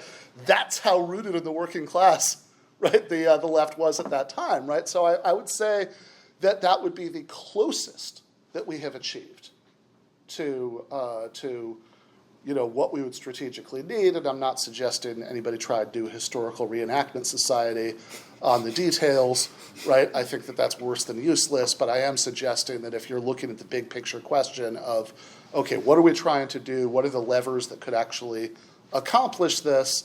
Then we're just sort of grading manifestations of left-wing politics in the United States on how close they got to that levers. Yeah, that does end up looking better than the 60s and 70s New Left, which often, in many of its forms, failed to even have the aspiration of meaningfully connecting to the American working class.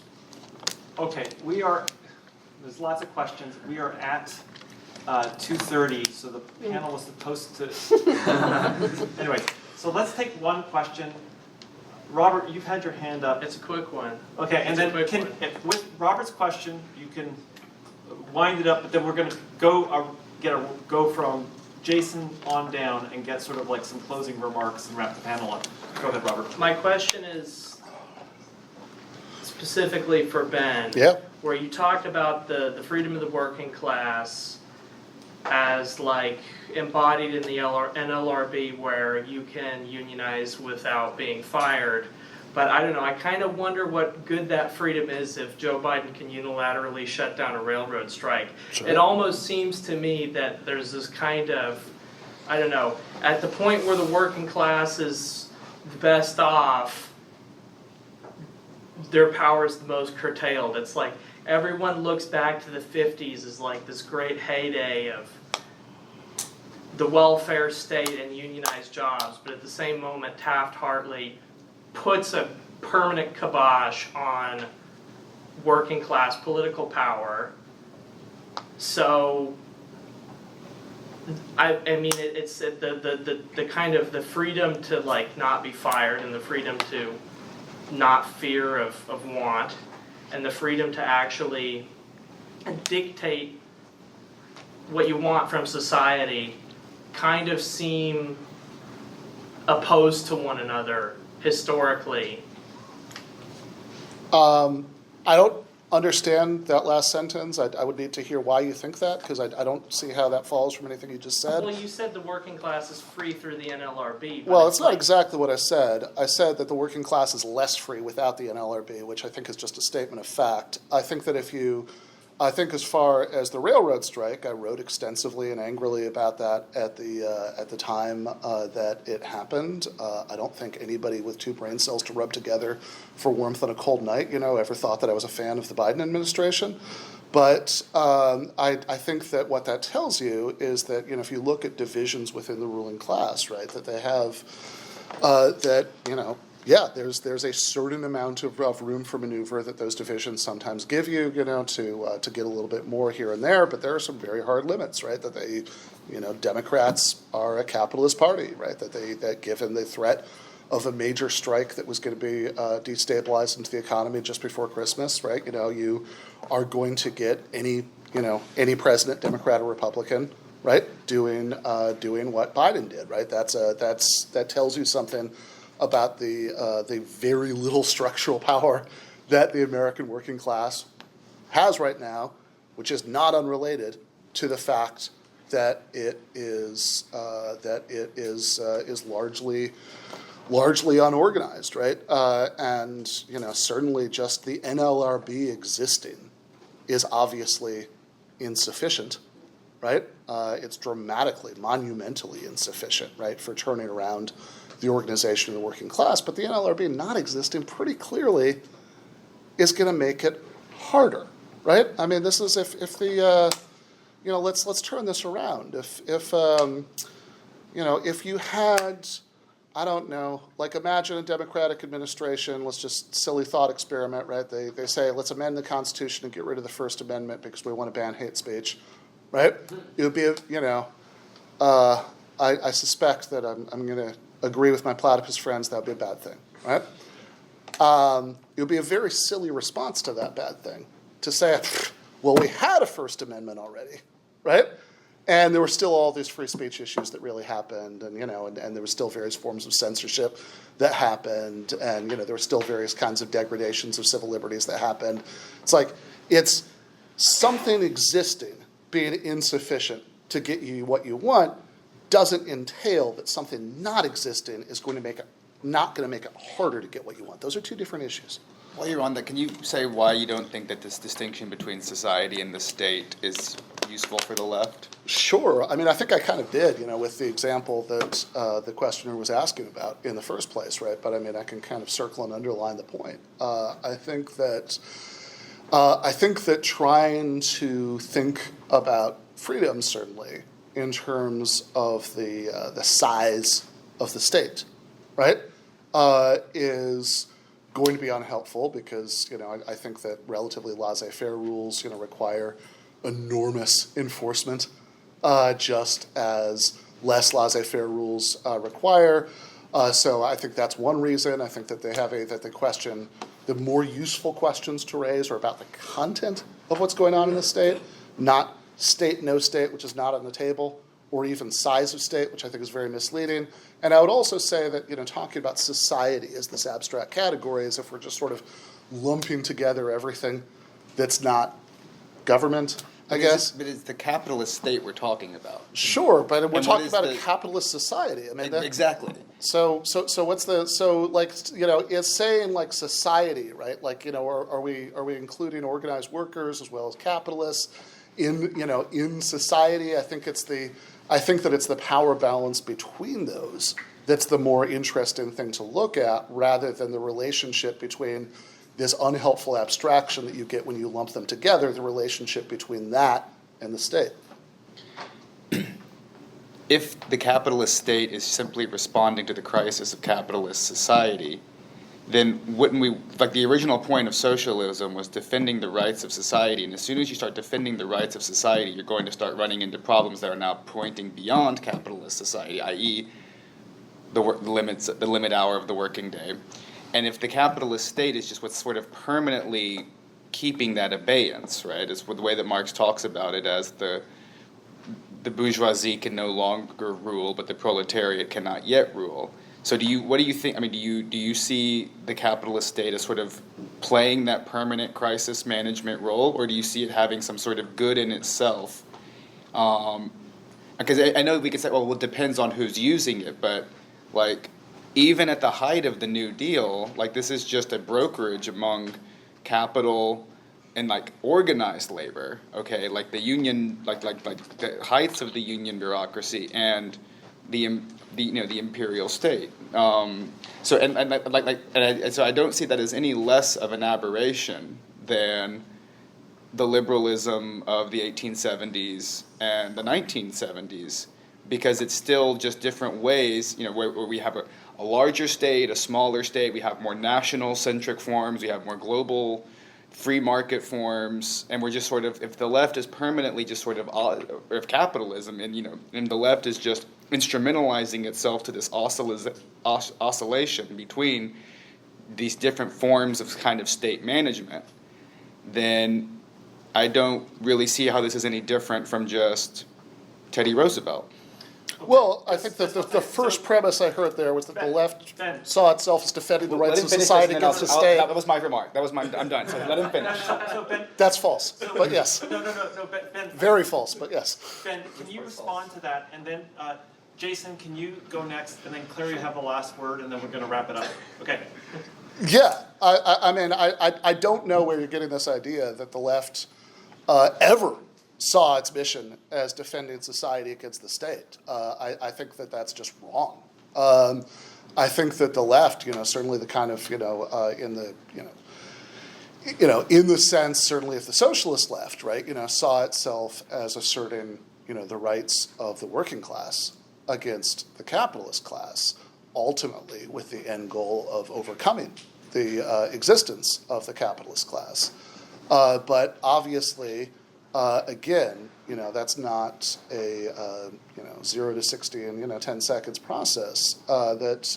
And certainly I think Marx and Engels were smart enough not to think it was a 0 to 60 in 10 seconds process, right? So the question at any given moment is, what are the power relations between those classes? What's the balance of power between those classes? Which sure is going to be reflected in what kind of deal is brokered. Just saying that at all these different points, that there's some sort of deal being brokered. Therefore, it's all kind of the same thing. It's all just Teddy Roosevelt forever, right? I think really misses the point, right? That they have honestly, kind of anybody who ever watched the Watchmen movie, right? It wasn't very good, but there's a line in there where Dr. Manhattan is being asked about some people dying, and he says, well, a dead human body has as many molecules in it as a living one. Right, so why do we care about that, right? Like there's a level at which when you abstract away from the particulars of situations, it's easy to make everything sound like everything. I think that what matters is, yes, on your way to the ultimate goal of overcoming capitalism, what is the balance of power at any given time between the working class and the capitalist class, and that's going to be embodied in what kind of deal is being brokered at any given moment.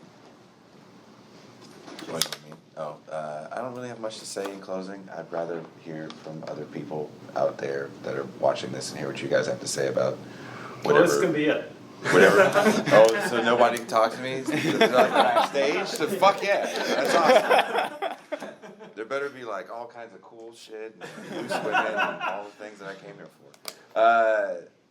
In closing, I don't really have much to say. Thank you guys for agreeing to have me here. I don't know whose idea it was, and I'm still baffled by it, and I'm okay with that. And good to meet you, Claire. It takes a lot of courage to go first in situations like this, especially when me and Ben came up here. I felt so bad when I saw you sons of bitches with those paper outs. We totally just pulled our homework out of our back pockets. And thank you, Anthony, for letting me be part of this panel, and good to meet y'all. And Claire. That was really classy. He was going to make me look bad for. No. Do people know what the Dixie Democrats refer to? Mm-hmm. Yeah. You know that the Cheneys were with the Democrats this past round. When I'm trying to call attention to the complexity of how these players play off each other, I mean it's complicated. And trying to figure out how at any given moment people are making calculations is always involves some measure of speculation. I don't know what Trump's vision is, to be perfectly honest, right? But that's what I mean when I say to interact meaningfully with it, trying to get a sense of how historically that type of interplay has worked is really important. Why are critics from the right critical of Trump right now? One reason seems to be that he's laying bare certain practices of obfuscation and myth-making that has been the bedrock of the so-called democratic experiment, right? And while we're doing the myth thing, I'm a union kid. I've worked various union campaigns. As I said, we organized the graduate students at USC. Before that, I was in Toronto. I worked with labor unions in, pushing for all kinds of, trying to bring unions into all kinds of struggles and build those solidarities, right? And I'm working a union campaign right now with adjuncts who have, as I said, many of them pretty bad, precarious jobs.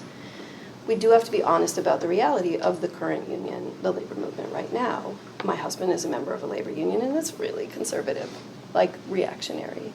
And that's partly because the unions have been pushed back and defanged in all these ways, and also because some of these workers do have things to lose, right? And we have to be honest about that being an element of our political reality. I agree with you about the NLRB, right? This is we were organizing with graduate students at USC. Trump got elected. The union movement was a mess. Our whole campaign got thrown completely off course. They changed the leadership of the NLRB. We didn't get our union. We didn't get our union until Biden came in, right?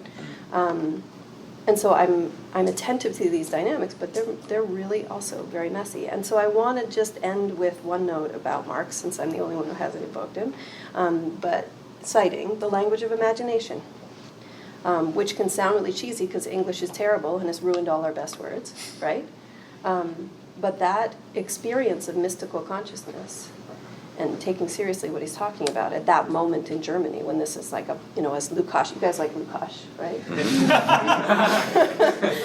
A battle in the clouds, okay? This is a moment of profoundly expansive experiences of mystical consciousness, okay? And so if we're ignoring that, I'm not proselytizing. I'm not here to pitch a religion. I'm just acknowledging that that's in reference to a really, serious source of power historically that is central to the so-called liberal arts, which is the purview of the elites. And it's precisely that moment when the liberal arts get opened up in the United States that you have things like the Panthers forming, going through schools, okay? So the reason I'm thinking about education is not because I'm so reluctant to talk about party formation or something like that, but because I genuinely think it's where we're at. we have to be thinking about education. What does it mean? What are its goals? And how do we locate ourselves within that? Whether it's in a university classroom or anywhere, these are really important conversations. Yeah, I think that's it. Thank you also. Now I'll try to be classy like you.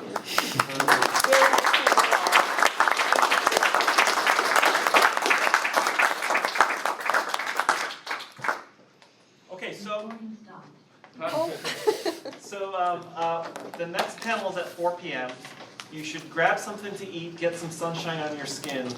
Outside, somebody from UCI can point people to the direction of this food area. The food area. Thank you, everybody. Thank you so much. Ben, thank you. Awesome. Thanks, that was fun. Clint. That was a lot of fun.